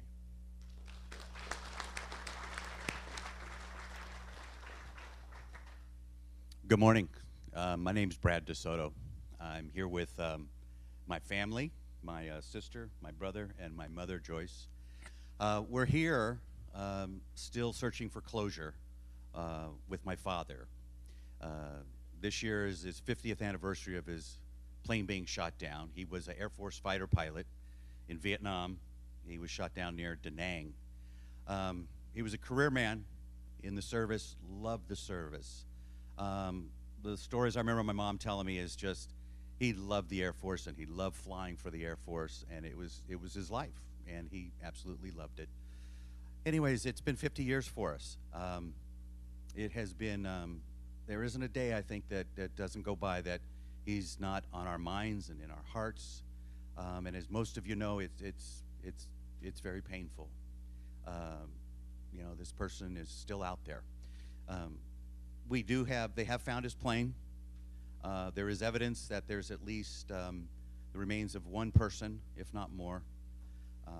It has been cleared for extraction, I think is the word, 12 years ago. So we're still waiting. We want you to know we're still waiting. My mother's now 85. She's in great health, and she'll probably live to 100. So you've got about 15 more years. For me, I'm fighting through. I'm here to see it to the end. 6 years ago, I had a heart transplant, and I'm still hanging on, and we're willing to do whatever it takes to help. I've even talked Colonel Gans, I think it was a couple years ago when he was here about going to Vietnam with everyone. But anyways, we want you to know that we're here. We support what you're doing, and we're very optimistic and hopeful that you guys will continue and have success this next year and in the future too. Thank you. All right, folks, so we have time for one more. Good morning. My name is Janet. This is my older sister Diane and Susie. We're better known to DPAA as the Townley Girls. Excuse me. And Persistence is our middle name. They well know that. My oldest sister, our dad, Roy F. Townley, was with Karen's husband, and he went to work for Air America in 1966. He loved his 5 girls more than anything. He loved flying. He loved flying in support of the military over in Laos, and he loved taking candy up to the kids up country when he was up there flying. Their plane disappeared on December 27th, 1971, and we didn't know what happened. Over the years, we had life sighting reports, some well-intentioned, some not well-intentioned that we heard about. So we believed with all our hearts that every Christmas Daddy would come home and that he had been captured and that he would come home. But as the years drug on, that hope faded. It never completely went away. We always thought next Christmas he'll be home. Diane got involved with the National League of Families, and we got very involved going back. This year they'll celebrate not celebrate, but have the 50th annual meeting of the National League of Families back in Washington, D.C. And one of us has been to most of those meetings. We've grown up with Johnny and spent many years in experience with him. And we've become a family with so many of the other family members. This last year, on December 21st, we got the phone call that our dad's remains had been recovered.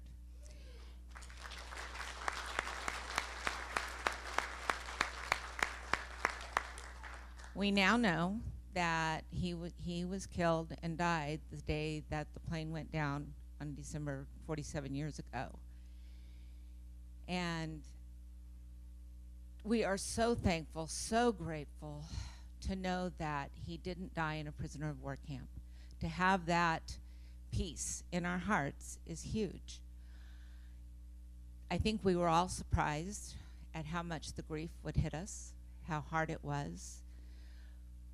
But we are so much more at peace now and beginning to experience that closure. We are so thankful to DPAA for being a part of that, or being responsible for that, for being able to go to Laos, excavate the crash site, and bring the information to our family. And our daddy's oldest sister will be 102 this July, and she cries every time she sees one of us and wants to know if we've heard from Daddy. And so we were able to share with her this year what happened to her brother. So again, persistence is everything. Staying active, staying involved, writing those letters, and think big. You never know who will get that letter and who might be able to help. Last year, when we were in Washington, D.C., we went to Senator Feinstein's and Senator Harris's office and encouraged them to co-sponsor the bill that helps fund DPAA. I think it's Senate Resolution 51. So writing letters is huge, and it makes a big, big difference. It helps. So God bless you all, and thank you.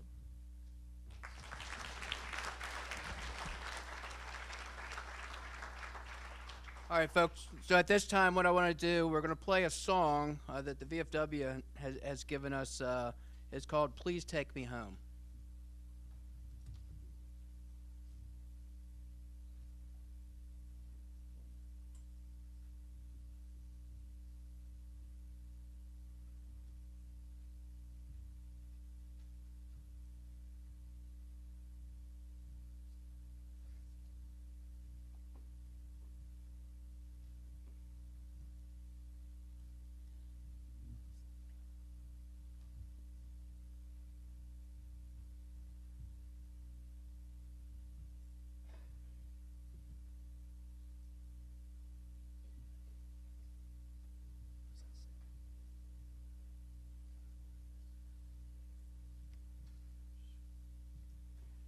So again, if you have any technology questions, don't ask me because I couldn't even do this either. So bear with us for a second.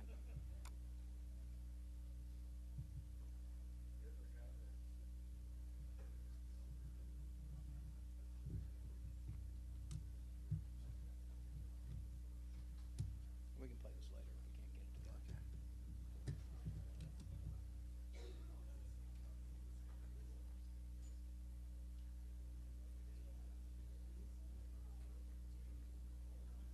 All right, we can try. We can try a little bit later. We're going to try this a little bit later. Sorry. All right, folks. So we're going to play that a little bit later. I do apologize. Couple things, couple quick announcements. We're getting ready to go out on a 10-minute break.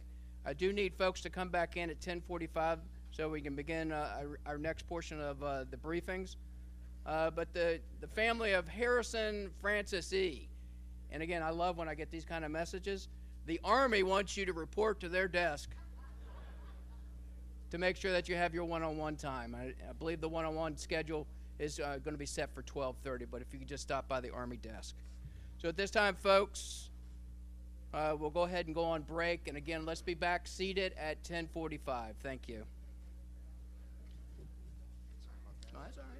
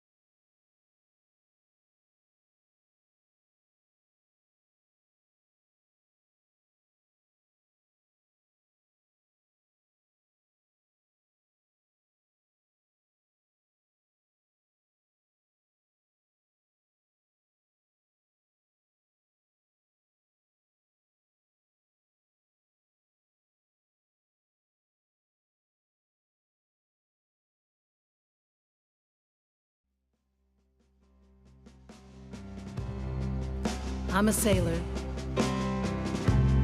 on a sea so far from home. All my family knows is how long I've been gone.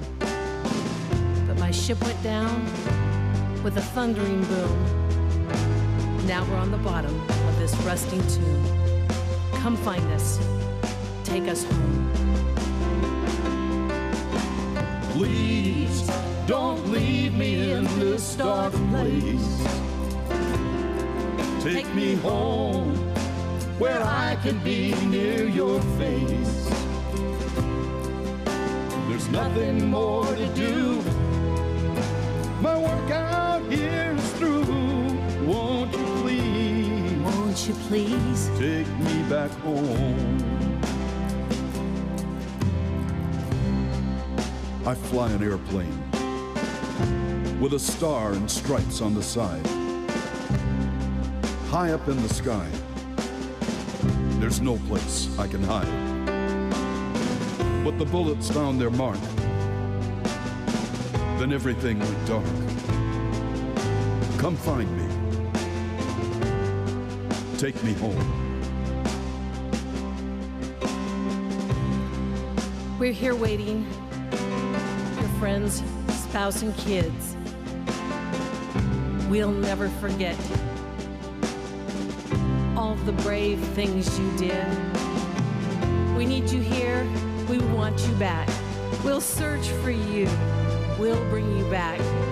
We'll find you. We will bring you home. We won't leave you in that dark place. Come on home, 'cause here with us is your place. You made us all so proud. We say your name out loud. We will search for you till the end of time.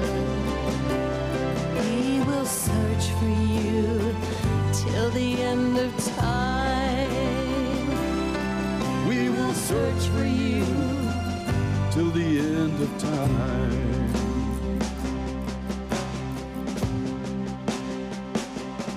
Till the end of time.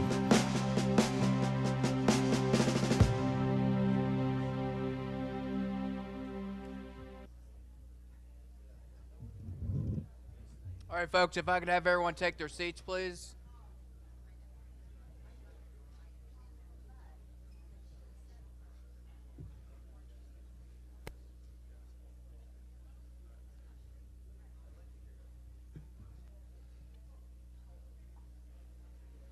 All right, folks, so what we'll do now, we're going to transition into our plans and policy update. And Mr. Jack Cole will be providing the brief. So at this point, I will hand it over to Jack.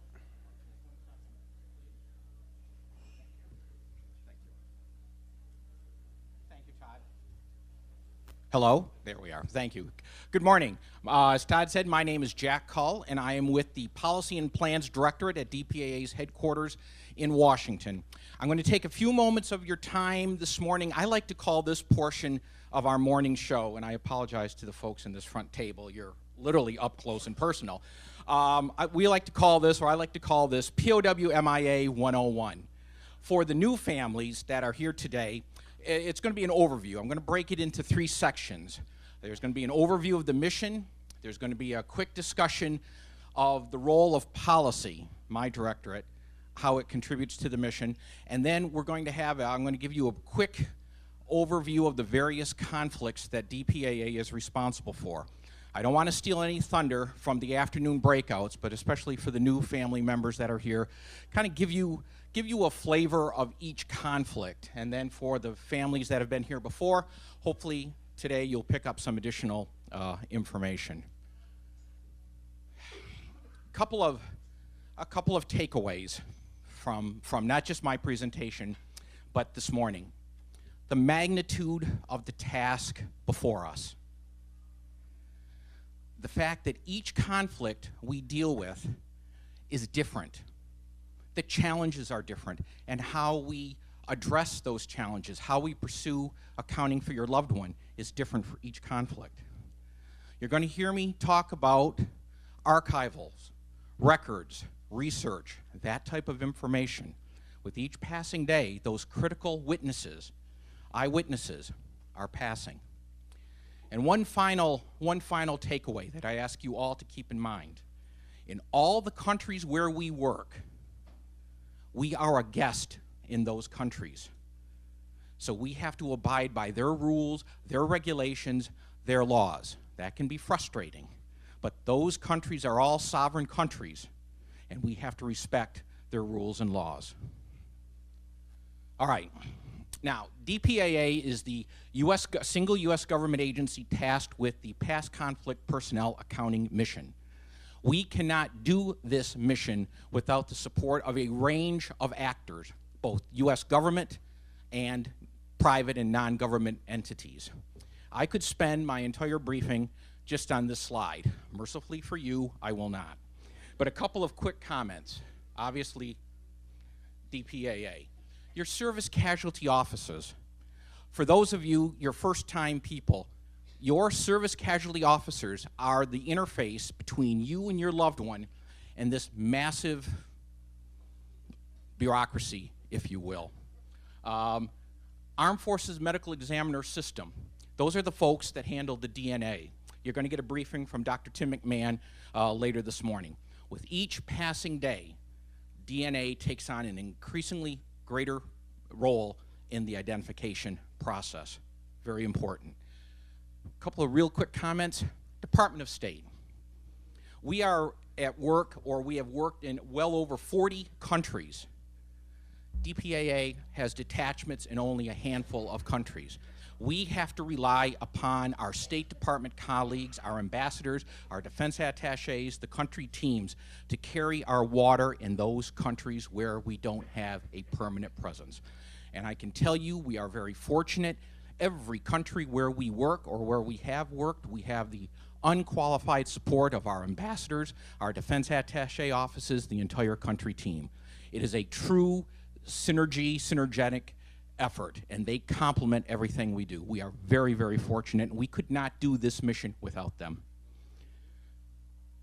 The intelligence community. Obviously, we do not speak of intelligence matters in an open, unclassified forum.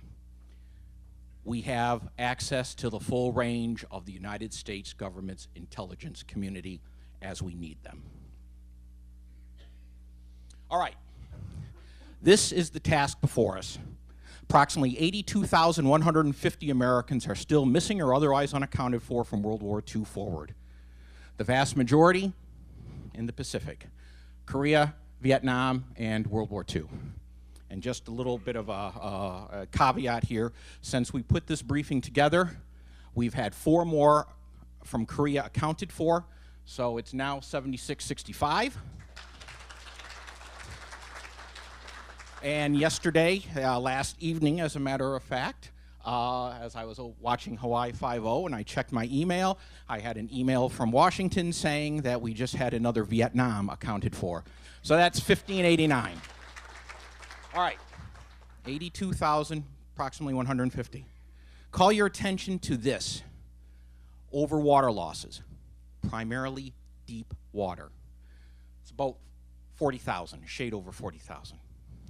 So you take that 40, and I have to be honest with you, the chances of recovering those losses are remote. Now, you take that 40,000, you subtract it out from the 82,000, about 150. Of that remaining number, our analysts in Washington and in Hawaii assess that approximately 34,000 are potentially recoverable. Why do I say potentially recoverable?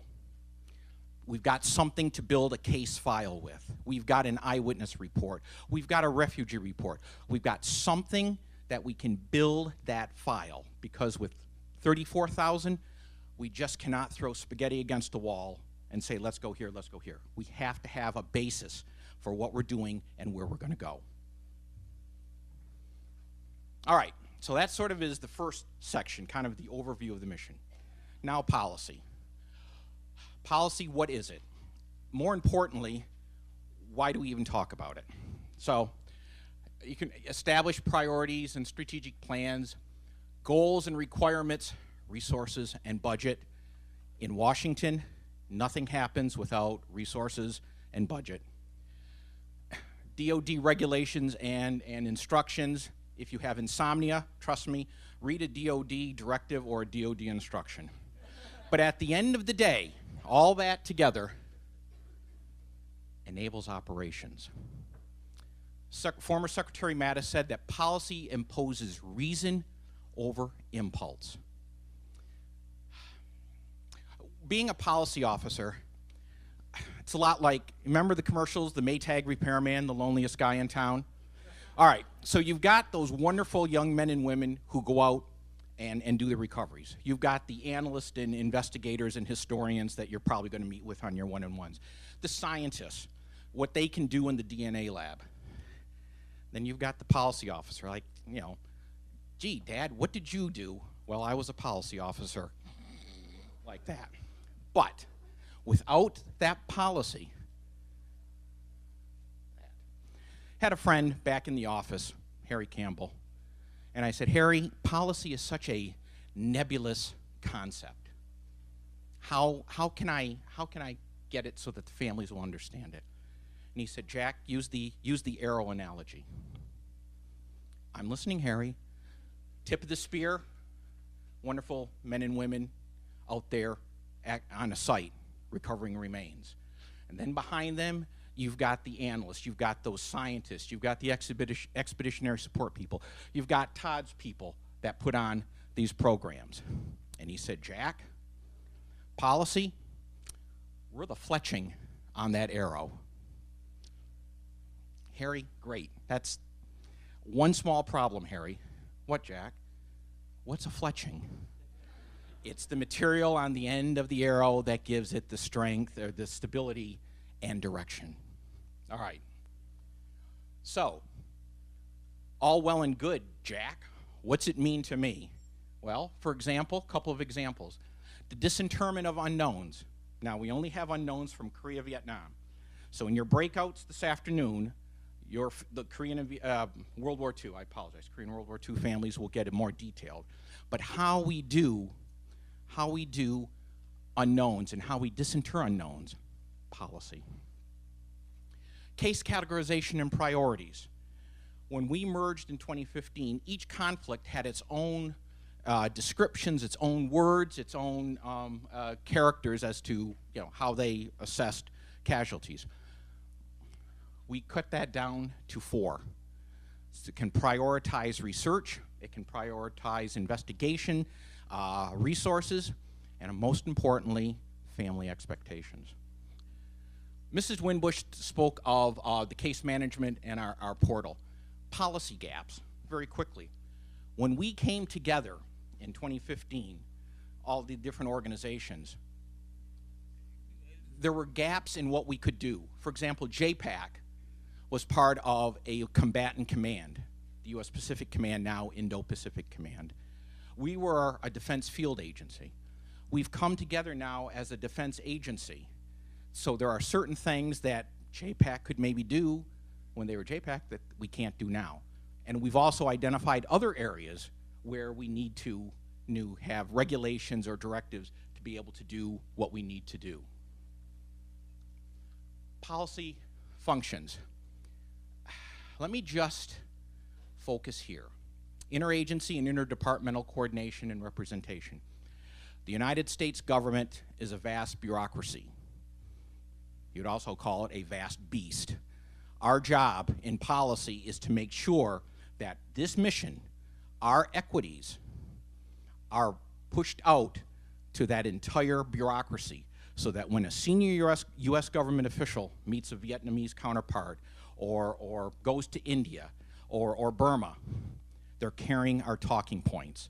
They are carrying our equities and can carry those equities forward and pursue it with our counterpart. All right, that was the end of the second iteration of my 3 iterations. Now, very quickly, the various conflicts. World War II, about 73,000 still unaccounted for.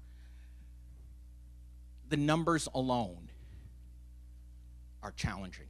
There are Americans lost from World War II literally every corner of the globe.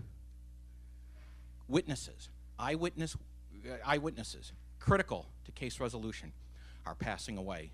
That 10-year-old French farm boy who remembers that B-17 crashing in 1944 is well into his 90s. That Japanese soldier that may be remembered killing an American or where he was buried, well into his 90s. The World War II records are fading away. For those of you old enough to remember the good old days, how did you make a copy? You took your carbon paper and you put it between the two, wait, or if you were me, you put the carbon paper in backwards and everything is all screwed up on the copy. But all that is disintegrating. So we are launching a massive process to digitize, to scan those documents so that we will have them so they will not disappear into the ether zone. One last thing on World War II. From 1946 to 1951, the United States carried out the world's largest post-conflict recovery effort to account for World War II. 13,000 people at its max. In today's dollars, something like 1.2 billion. We did the easy cases from 46 to 51. What we are doing now are the hard cases. We didn't have access to a country, we didn't have the technology, we didn't have the science. These are the hardest cases. Korea, again, that should be 76-65. As Mrs. Winbush said, I'm not going to spend a lot of time on Korea. 5,300, still north of the DMZ. There's good news for Korean War families. We have in our possession approximately 1,300 U.S. remains from the Korean War. Between the Punch Bowl, the Koreans unilaterally in the early 90s turned over, we call it the K-208, 208 boxes. We have about 200 remains that we recovered when we were in North Korea from 1996 to 2005, and then last summer they turned over another 55 boxes. So there's 1,300 in our possession right now that our scientists are working to identify. And as Mrs. Winbush said, we have the disinterment program for the Punch Bowl. MACRI, Korean acronym, Ministry of National Defense Agency for Killed in Action, Recovery, and Identification. Essentially, MACRI is the DPAA counterpart in Korea. Well, Johnny Webb helped build MACRI, so we have a tremendous relationship. So whenever the South Koreans are out looking for their remains and they come across potential American remains, we're good. We know, they know the system, they know what to do. But at the end of the day, the real challenge, resuming the recovery operations. And as Mrs. Winbush said, the President and Kim Jong-un will meet next week in Vietnam. And we keep our fingers crossed. All right, Vietnam, again, that should be 1,589. Time is our enemy in every conflict, but perhaps more so in Southeast Asia. As Mrs. Winbush mentioned, the soil is very acidic. It's eating through remains. The majority of our losses in Southeast Asia were high-speed aircraft. We call them fast movers. So when an F-4 tops off from a tanker, he's got a full bomb load, he's rolling in on a target on the Ho Chi Minh Trail in Laos, and he goes into a karst ridge at 500 knots. There's not a lot left to begin with. Then you take the scavenging. We have the four-legged kind, and you also have the two-legged scavenging. And then the elements. At the end of the day, some of the Vietnam remains are coming home literally in the palm of your hand. The window in Southeast Asia is closing. Not to mention losing those critical first-hand witnesses that can tell us that NVA soldier who either killed an American or buried him, he's into his, if he's lucky, he's into his 70s, if not older. Whoops, I'm sorry, I apologize. One last thing, very quickly, operational flexibility. I go back to my comment earlier about host nation. For example, in Laos, there is a personnel cap on the number of Americans we can bring into Laos per joint field activity, JFA. We're trying to get the Lao to increase that number from 65 up to 85. In Vietnam, the bulk of our remaining cases are in the provinces just immediately north and south of the old DMZ. That's a very limited weather window because of monsoons. We're trying to get the Vietnamese to be a little more flexible and allow us to do either continuous operations or semi-continuous. Easier said than done. So again, operational flexibility, but you've got those host nation issues, host nation concerns. The Cold War, all but 2 over water. Now, the good news, for all the problems that's going on between the United States and Russia and the United States and China, we have an archival arrangement with the Chinese People's Liberation Army. We also have an arrangement with the Russians, our Joint Commission Support Directorate. We have, in Russia, we have a detachment at our embassy in Moscow working in Russian archives. We have an arrangement with the Chinese to gain information in their archives on our losses, primarily Korea, but we've also talked to them about World War II and Vietnam. So even though the elephants are fighting on occasion, there is still dialogue on this issue at this level. Middle East, North Africa operations. We still have 6 men still unaccounted for. 2 from Desert Storm, 3 contractors from Iraqi Freedom, and then if you recall, in March of 1986, Muammar Gaddafi sponsored the terrorist attack on a disco in Berlin that was frequented by American personnel. So a number of Americans were killed. We retaliated in April of '86, Operation El Dorado Canyon. We lost an FB-111 bomber. We still have 1 man still unaccounted for from that incident, from that raid. All right, so to summarize, gave you a quick overview of the mission. Talked about the role that policy plays, kind of gave you a quick overview of the various conflicts. Before I turn the microphone over to Dr. O'Leary, an archaeologist from our lab in Hawaii, this was the easy briefing. What follows me from Dr. O'Leary and then Dr. Tim McMahon on DNA, it's the fire hose. We're going to throw so much information at you. And then this afternoon, you're going to have your breakouts, and you're going to get even more information. But if there's one thing I ask you to remember when you go home today, it's this. To those of us who are privileged, and I use that term intentionally, to those of us privileged to work this issue, this is not just a job to us. This is a mission. This is a commitment. And this is a promise that we are going to do everything humanly possible to bring your loved one home and give you the answers that you deserve.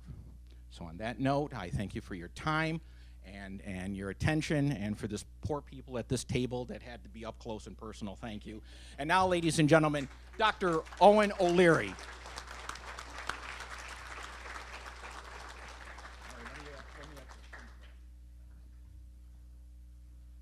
Good morning.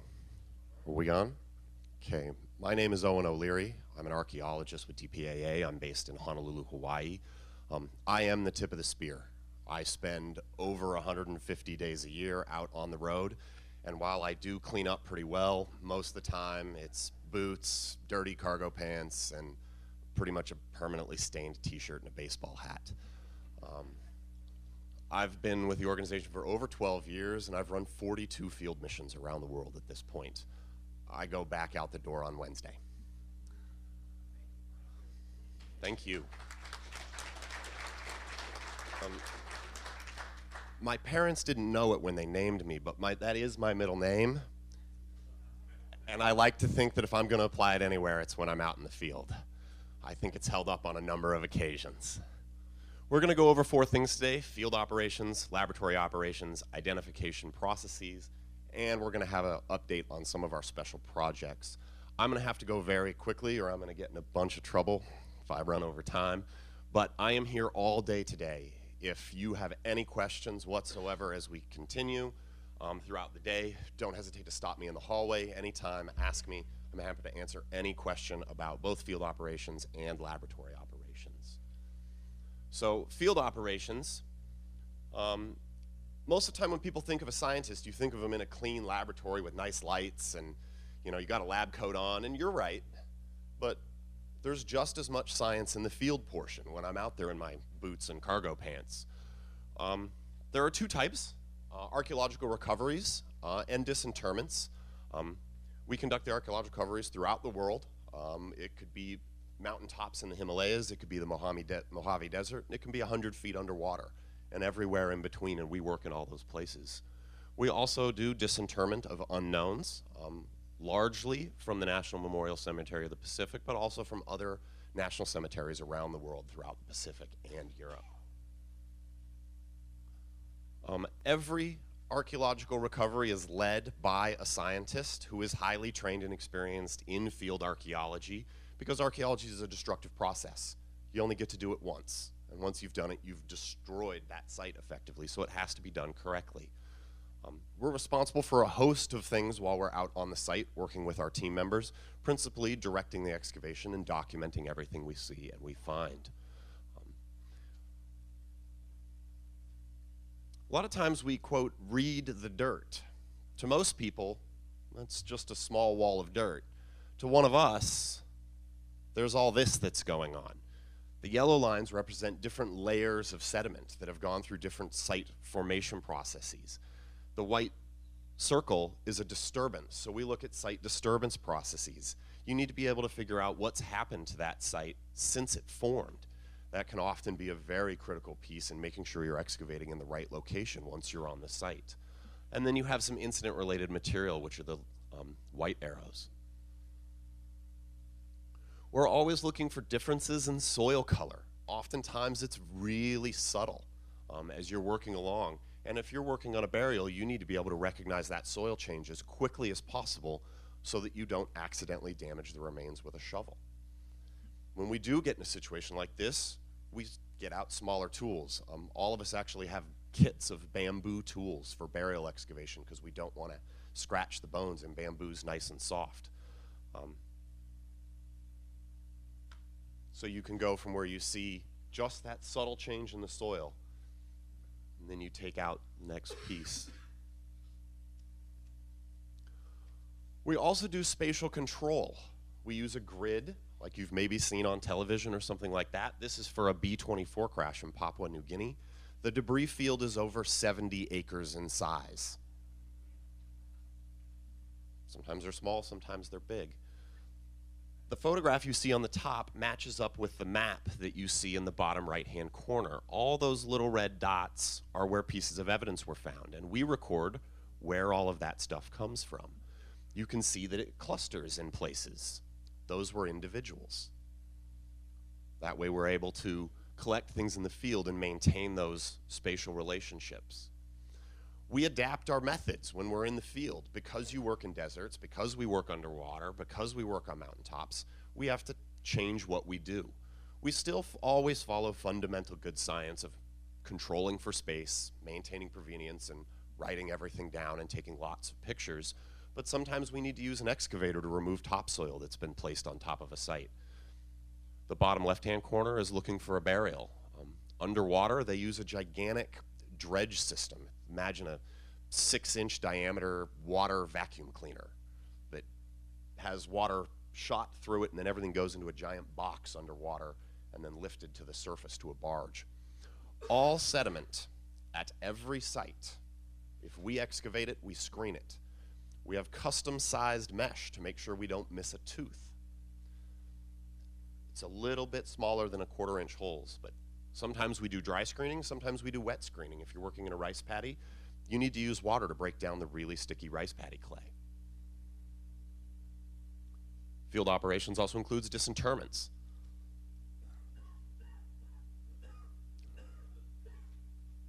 Laboratory operations. So once evidentiary materials are recovered in the field, they're brought back to our lab. We have 2 primary laboratory facilities, one at Hickam Air Force Base in Hawaii, and the other at Offutt Air Force Base in Omaha, Nebraska. Typically, all evidentiary material from the Pacific goes to Hawaii, and the Euro-Mediterranean region goes to Offutt. In some instances, we have moved large special projects like the USS Oklahoma to our Offutt lab because they have plenty of space out there. The bosses always always have to listen to the scientists saying that we want more tables, and more tables, and more tables. That's a thing we constantly talk about. We also do have a small laboratory at Wright-Patterson in Ohio. They handle our life support equipment. That is the things that pilots wear to keep them alive when they're flying in the plane. They have a huge comparative collection there, so that when we find itty-bitty pieces of flight suit, we can go match it up against whole flight suits that we know are the flight suits from the time period where the individuals were lost. And so we can start to figure out, do you have enough parachute hardware to say that there were 2 people in the plane versus 1 person in the plane? Some planes have independent ejection where if one guy ejects, the other guy can stay in. We use multiple lines of evidence to make an identification. We always try to use as many lines as we can when we're making an identification, and you can see them up here. It obviously starts with historical background, and it proceeds through the remainder that you see there. The people who work on this are never the same people, so if I excavate the site, I don't analyze the things in the laboratory that I dug up, and vice versa. So we make sure that there's as many analysts working on this to all hopefully lead us in the same direction.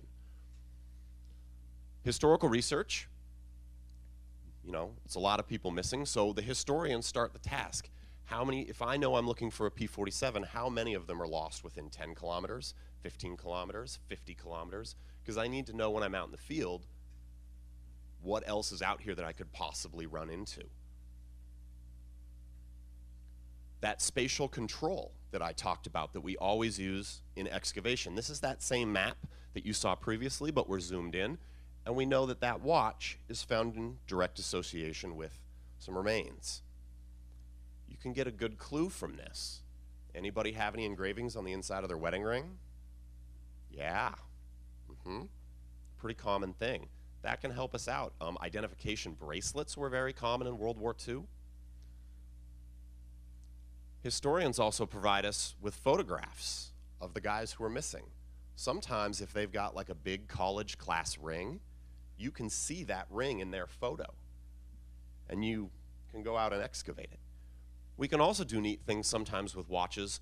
The watch will have stopped at the time of the loss incident, and we know of the time, what time the loss incident happened, because most of the time airplanes fly in groups. So that's other really interesting things that we can do. It's not very common, but it's very exciting when it happens. Anthropological analysis of the skeleton is done in the blind. The analyst who is assigned the skeleton doesn't know anything except for what conflict the skeleton is from. That's it. Here's your box, there's some remains in it, and they're going to try to do a biological profile depending upon how many remains are present. If you have a complete skeleton, you can do all of these. If you don't and only have fragments from like a Vietnam War plane crash, some of these you aren't going to be able to determine. Once a biological profile is completed and the results are finalized, only then does the skeletal analyst get to find out the name and the biological characteristics of the individual from when they were alive. We do all of this to ensure that there is no bias as the analyst is working. We also do ante-mortem, post-mortem comparison. We call it it's the chest radiograph matching project. Everybody's clavicle, your collarbone, is unique, just like your fingerprint.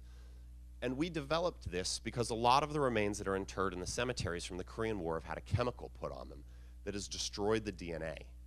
Now, Dr. McMahon's going to talk a little bit more about that probably. But we developed this in order to be able have another line of evidence to move identifications. This is all based upon how Korean service members were tested for TB back in the 50s, late 40s and 50s. They had a chest x-ray. National Archives and Records Administration still had that on file. So we borrowed them all, took a lot of pictures, wrote a really big computer program, and it scans a modern day x-ray of the vertebra and the clavicle and runs them against the photographs of all of those x-rays and gives us a short list, and then we do a hand check. We also do antemortem comparison for dental.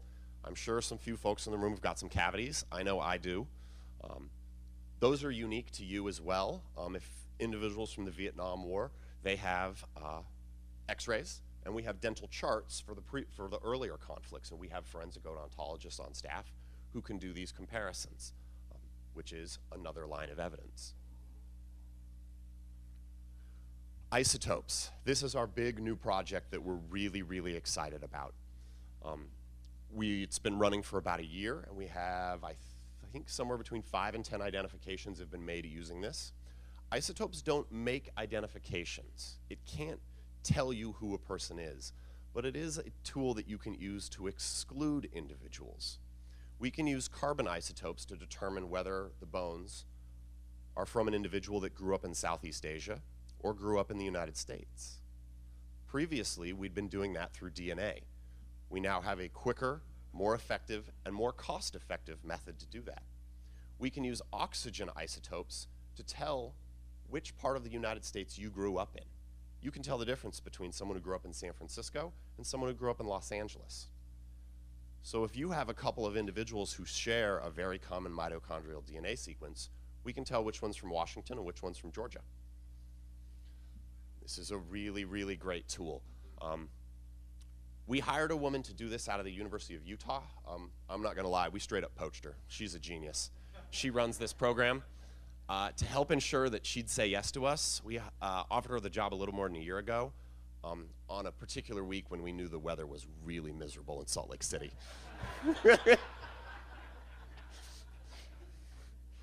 Yeah. Set yourself up for success. But she has a whole team. We've revamped part of the third floor of our building out in Hawaii. We've got machines coming in to be able to do all this in-house. We also use DNA. I'm not going to talk about that. Dr. McMahon's going to talk all about DNA. He's already forgotten more about DNA science than I've ever have a possible chance to learn, so I'm not even going to go there. The identification process, I'm going to walk you through an example. Using multiple lines of evidence. This is an example of a Korean War case. We know we're at about 7,800 missing. Historians get to work. They know in a particular engagement, 1950, 25th ID, 63 US soldiers are listed as MIA from that engagement. That's not bad. That's a pretty good filter right there. Got us down to 63. Back when we were able to excavate North Korea, we did go out and excavate burial sites. This is an example of that. This photograph that you see matches up with this schematic on the left. There are two sets of remains. One is the red, and that is on top of the one in black. You'll notice that they're head to toe, and in the individual who's depicted in black, his arms are up by his head. That indicates to us that this is not a friendly burial. Friendly burial is usually done all with the heads oriented in the same direction. The arms are going to be down at the side. So this is an indication from careful archaeological excavation of what happened in the field. We know of those 63, 42 individuals were listed as KIA and found buried by UN forces. That leaves us with 21 that we think could have been buried by enemy forces. So we have ourselves a complete skeleton. So we did our biological profile, and we have a male of African descent. We know roughly how old he is, stature. How many of the 21 are going to fit this profile? 6. We're getting closer. Dental. So we look at dental. We got some serious cavities on this individual. That's unfortunate for him. He probably was in some discomfort when he was alive, but it's good for us in trying to figure out who he is. We go back to his dental charting. This dental charting matches what we see on the teeth. We now know who the individual is. Incorporating more historical evidence, it's noted in his dental chart he's got a gap between his 2 front teeth. There's a gap between 2 front teeth. So everything, even from the historical side, plays an important role all the way through the identification. Identification begins with controlled recovery and the historical research. Multiple lines of evidence. We always use as many of those lines of evidence as we have available. And oftentimes, you really need antemortem comparative data, whether that be DNA family reference samples or historical records. Okay, special projects update. These are the current special projects that we are running. Each one of these is headed by a senior, highly experienced laboratory staff member, and they have a dedicated team. Every single day, there is a team, and this is the only thing they do, is work on these projects. For most of these, it's sorting out the commingling, because all of the remains are mixed up, and I'm going to talk about that. Ideally, this is what you'd get. You open up a casket that you've disinterred, and it's going to be one guy, and that's it. This doesn't happen very often. Most of the time, this is what it looks like. So this is from one of the common graves from the Cabanatuan prison camp. Over 2,700 people died in that prison camp. It was an operation from June 1942 through the end of the war. And for the first few months, nobody wrote anything down. Starting in about August-ish of 1942, the Japanese allowed the US service members to record the names of the dead who were going into these mass graves. All the individuals who died on a single day went into a grave together. According to the records, grave 717 is originally associated with 14 individuals. We have 13 accessions in the laboratory.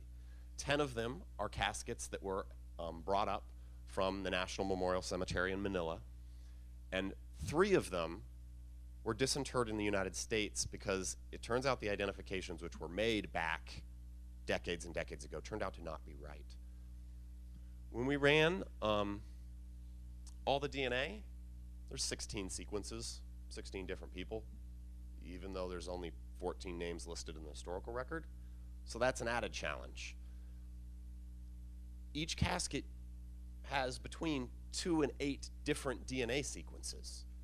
That means all the bones in a particular box can be 8 individuals, which means you don't, for a single individual, you don't know how many boxes they're in. Yeah, you got to resort them out to get all the pieces from a single individual before you go to biological analysis. Yeah, it's the world's hardest jigsaw puzzle. USS Oklahoma. 62 caskets of commingled remains and 46 graves were brought up from the Punch Bowl in Hawaii. This is the project that's at our Offutt Air Force Base laboratory. Each casket has an average of 8 to 9 bundles of remains. There is an 80% commingling rate per bundle. There are 492 bundles. So we worked this back out. The very first casket had 94 different DNA sequences in it. This is why we need more tables. Please. Yeah, so there's a team for the USS Oklahoma. I think it's about 10 people these days, and this is all they do, is to redo all those associations based upon the DNA, pair matching, articulation, other things like that. These are the 2 easy ones. The Korean War project is even harder because there's more missing individuals. Tarawa, even harder because there's more missing individuals. Sometimes the bones aren't complete either. Sometimes you got to work with small fragments, like the size of the clicker I'm using here. This adds another level of complication. In the bottom right picture, you can see each individual is bounded by the blue tape on a table, and all of the little paper tags are a DNA record, because we're not going to write on the remains, obviously, so we write on a tag and tie that to the bone, so that when we get results back from Dr. McMahon's team, we know we can resort everything back out.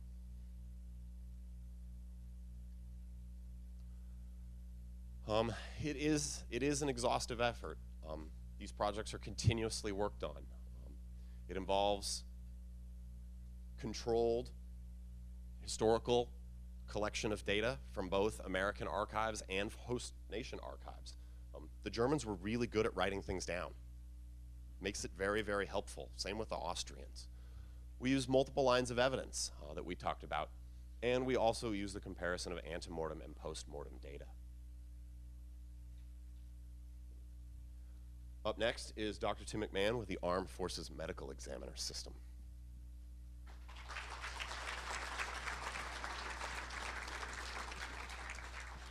So, ma'am, you had a question. Following mine, we're going to have a question and answer session that you'll be able to address it there.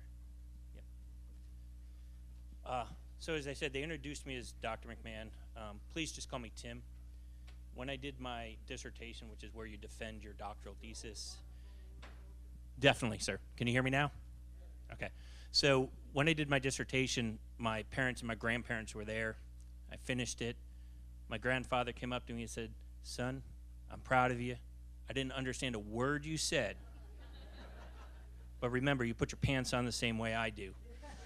I said, "I understand that, Grandpa." Humility. So I'm going to talk about the Armed Forces Medical Examiner System. It's been a 27-year partnership with the DPAA in providing DNA testing for them. Specifically, it is the DoD DNA Operations Unit. A lot of people refer to us as AFDL, or the Armed Forces DNA Identification Lab. I'm going to introduce DNA. I'm going to talk about the way ahead. What are we doing to make sure our success rates stay high to be able to give you, the family members, and the DPA the answers that they need with DNA? Before I get in there, anyone CSI fans here? Okay, 45 minutes, they get a DNA result, right? Okay, we're approaching that. Okay, what you see here is what's called a rapid DNA instrument. And these are going to show up in booking stations where they can actually take a buccal swab, just like I collect from you as a family reference. They can put it into this instrument and 90 minutes later get a result. Okay? It's going to be called the Rapid DNA Index System, and they're going to do that. Andy is one of the groups that have brought that online, and it's moving forward. Now, California wildfires that just occurred. The rapid instruments were deployed there. Okay? But I'm going to tell you why they're not going to work for DPA type samples. Down the bottom you see a cow bone there. You see it's got nice red tissue on it. That red tissue has a lot of DNA in it. So rapid worked really good with modern DNA samples. But when you look at the bones and the teeth that we've been showing you, there's not a lot of red material in there. So very limited DNA.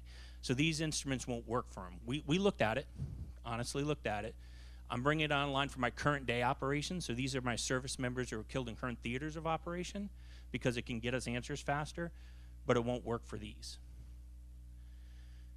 So again, we're the Armed Forces Medical Examiner System. We were established in 1990, and our basic mandate is to use DNA to help with the identification of service members from both current day and past accounting mission, okay? Our present day accounting system, we actually have DNA reference cards on file for all active duty, reserve, and National Guard. That started the collection in 1992 out of the success of the past accounting mission in DNA. So right now I am coming up on 7.8 million DNA reference cards on file for all of my active duty, reserve, and National Guards. Because of that, in Operation Enduring Freedom and Iraqi Freedom, there is no unidentified service member. Okay? So again, but with past accounting, if we look at DNA in a historical point, Watson and Crick defined it in 1953, right at the end of the Korean War. Our ability to actually, what we call sequence it or determine the composition of it didn't come until 1977. Our ability to Xerox copy that DNA, to make more copies of it, didn't come until 1987. And the first time it was used in forensics was in 1988 in England. The first time it was used to assist in identification of a service member from Vietnam was in 1991. So again, relatively quick, we did that. But we don't have those direct references.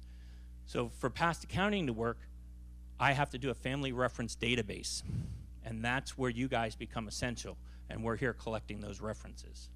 Okay. We also support worldwide missions. So if somebody comes down through the Department of State or through the President and says, we need to assist, we'll assist them there. We're an accredited laboratory, so we meet all the same accreditation standards that the FBI, your state and local crime labs do. And it basically, what that states is every year we have outside people come in, they assess our laboratory procedures, and they are verifying that we are doing everything consistent. It's to give you confidence in our DNA testing ability. The biggest points to consider when you're dealing with DNA over time is it too degraded? Are we going to be able to get a result out of it? You heard about the commingling, the world's biggest jigsaw puzzle. But then what are we going to do if we don't have a family reference? And I'm going to tell you that we have options now, and we're going to move forward with that. So that big blue blob you see there is nuclear DNA. You get half from your mom, half from your dad. In my case, it would tell me that at 30 years old I'd turn white, how tall you're going to be, and so on. There's a second type of DNA. It's called mitochondrial DNA, and that's that kind of squiggly looking cells around there. Think of them as energy plants. They produce the energy for your body to do stuff. So where I have one nuclear copy of DNA, I have thousands of mitochondrial DNA. And this becomes important when we talk about degradation. So when we talk about nuclear DNA, this is the one you heard with the O.J. Simpson trial, and you hear them talking about how they find a convicted and convict somebody who did a murder and things like that. It's based on chromosomes. 22 of those tell you how tall you're going to be, what your hair color, your genetic predispositions, and different things like that. The last one tells you what your sex is going to be. So XY for males, XX for females. So we have a test for Ys specifically. So from 2 types of DNA, I get 3 tests, okay? Now, this is where science is going to be fun. Now, on the Y chromosome, there's a lot of good markers. There have been some that may not have been characterized fully yet, but gentlemen, I'm here to tell you that we do have the ability to ask for directions. It is called the DIR gene. But we also have selective hearing loss, which I call the HUD gene. So in reality, the Y chromosome does allow us to use a different line of evidence. When we talk about nuclear DNA, everyone is hearing about 23andMe, Ancestry.com, GEDmatch, and how you can do all of those. The problem is, as you can see here, by the time you get to a first cousin once removed, you're only sharing about 6% of your nuclear DNA. So to get that, when we talk about 23andMe and Ancestry.com, we're talking upwards of 800,000 markers that you have to get. And when I have a pristine sample, that's real easy. But I will show you later that when we tried it with a very good sample from World War II, it didn't work. Okay? So we have to do what I call fit for use. And I tell people it's like your socket set. If the DNA is a 1/2 inch, you need a 1/2 inch socket. You're not going to take a 10 millimeter socket and try and make it work there. So it's a fit for use. What I want you to think about for when I talk degradation, that's how DNA is damaged over time. So when I take your buccal swab today, that's pristine DNA. I'm going to put it in my freezer.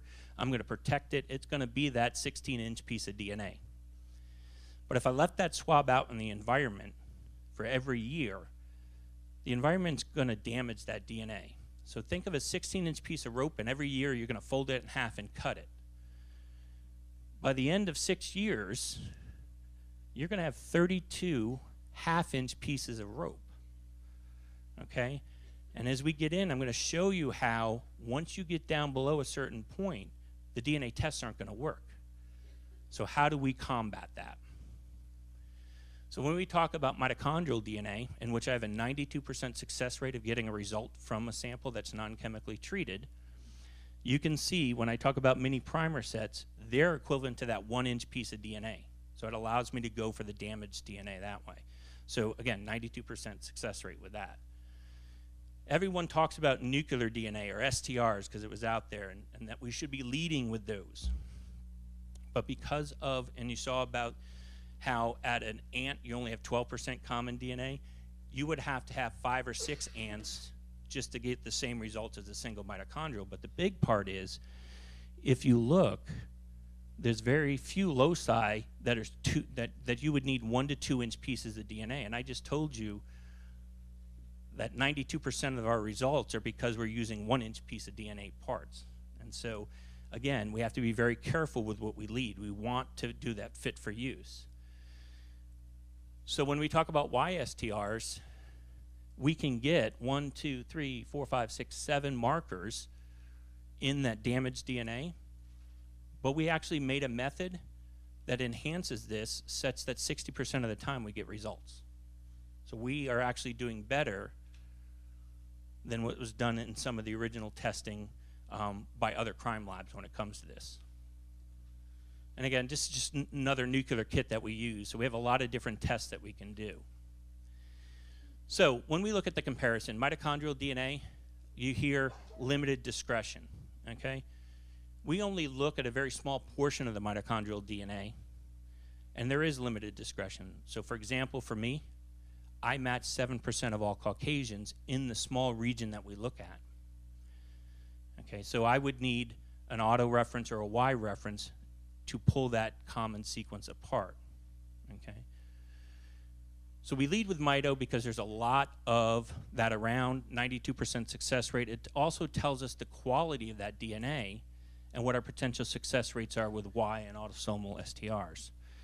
And so by using this combination approach, we're able to support the DPAA in pulling out those highly commingled remains, but also assisting in the identification process. So again, this just says why we lead with it. It's DNA degradation, the uniqueness, and then we use autos and Ys to segregate. And the easiest way to think about this is a jigsaw puzzle. If I was to give you a 5,000 piece jigsaw puzzle and I took away all of the border pieces, you'd all want to kill me, okay? But for each border piece, there's only one piece that will fit in between those 2 corner borders, and that's what the STRs do. It allows us to find that one piece that will fit in there to make that the unique person. So we are processing 700 samples on a rolling basis. The DPA sets the priority on that. The reason we do that is we're looking to report out 300 analyses, so that's a mitochondrial DNA sequence, an autosomal STR or YSTR per month, so that we will gain to 3,500 analyses per year, which has been shown to support the 200 identifications over the last 2 years. So our turnaround time, because priorities change, because we retest samples. Every time we bring a new method on, we'll retest a sample. And if it's a previous sample that didn't work and all of a sudden gives a result, that's going to get boosted up in priority. So I can control extraction to report. And that is 55 mission days. Okay, so that sounds, or business days, that sounds like a long time. But I have to do everything in duplicate. Most of your state and local crime labs have about a 40-day turnaround time just for doing it once so they can get it into the court system. I'm doing everything in duplicate. So we're moving as fast as we can on there. The bottom line is we're going to move as fast as we can without jeopardizing the science. The last thing we want to do is give the wrong answer to you, the family members. A lot of colors here. Each one of those colors is just one of the different tests that we do. The big key point for you guys is those success rates. So for any bone sample that has not been treated by a chemical, 92% of the time, I can get a result. For STRs, 58 to 60% of the time I can get a result. And I'm going to talk about NGS data, or next generation sequencing data. That's what we do for the chemically treated samples. On the 17th of March will be our 3rd year that we brought this on. We are still the only lab in the United States with this capability. We've gone from processing 3 samples per month to over 50 samples per month. And our success rate has gone from 30% to 63%. Okay. So we are. In FY19, you can see we're at about 1,400 samples right now. We're well on our track to exceed the numbers that we're looking for. We're growing. I have 12 new people authorized for hiring.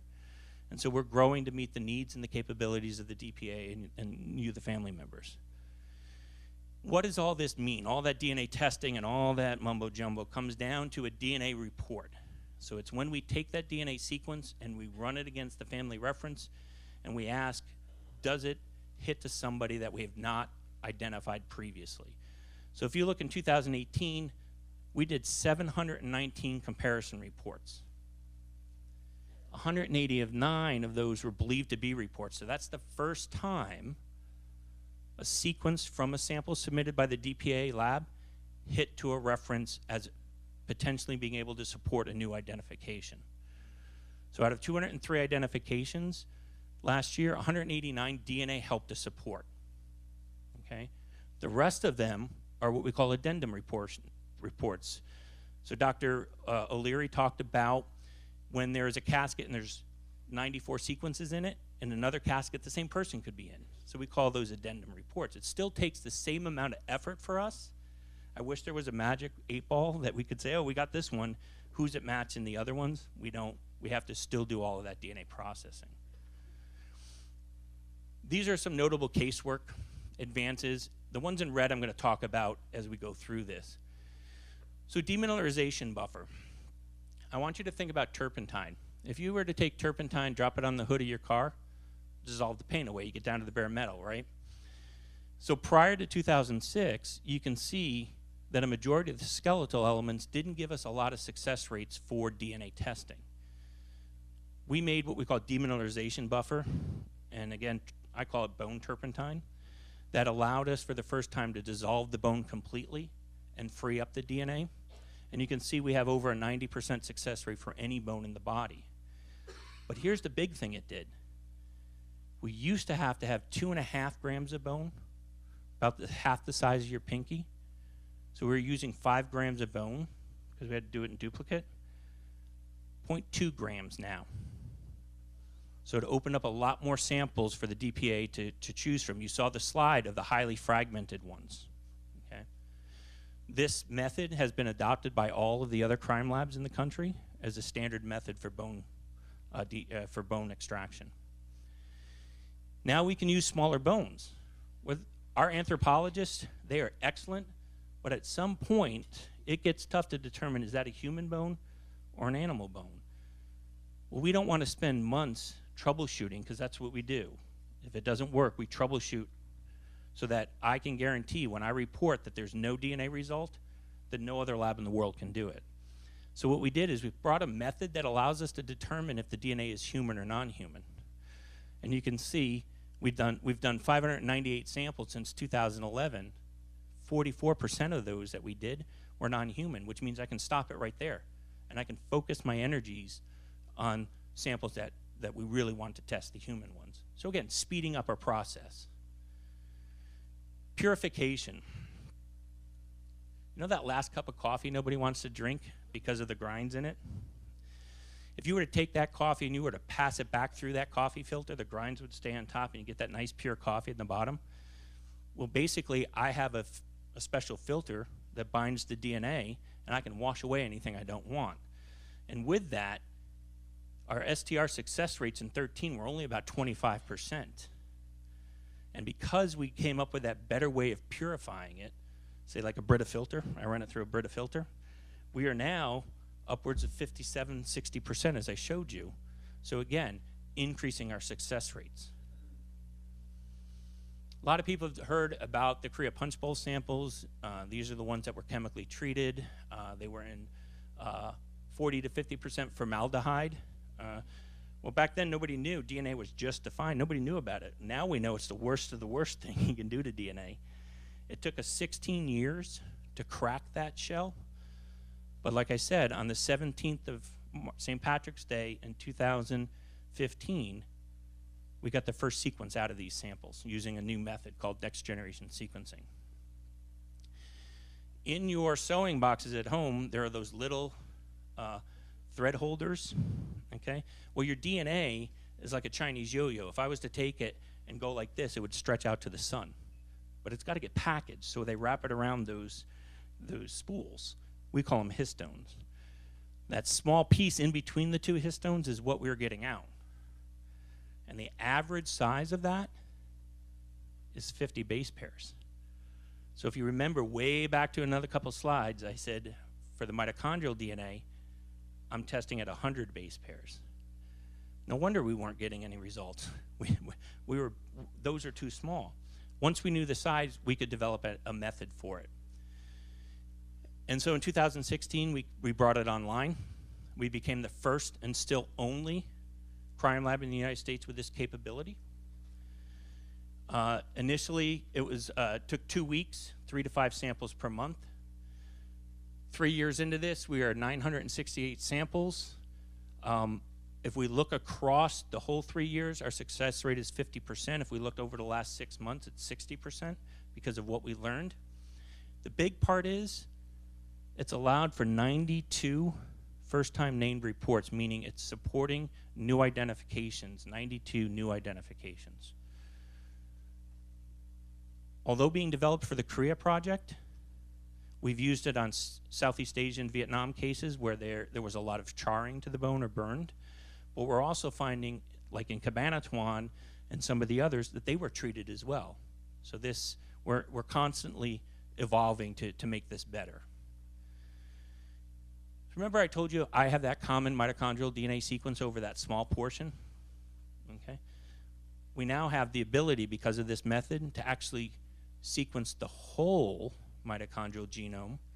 And we've had a grant to look at over 4,000 Caucasians, African American, Hispanic, and Asians, and we're able to show that people with a common at the region are all different across the whole mitochondrial genome.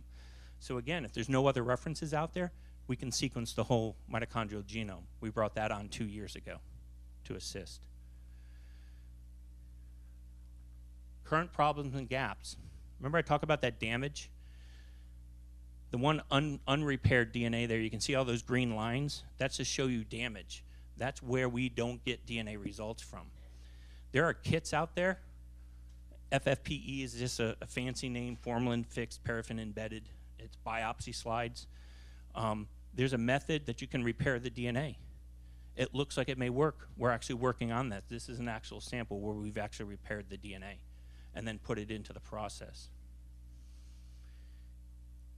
What if there is no viable mitochondrial DNA, YSTRs or autos? So what I'm talking about there, that paternal niece, so the missing service member's brother's daughter, currently can't be used.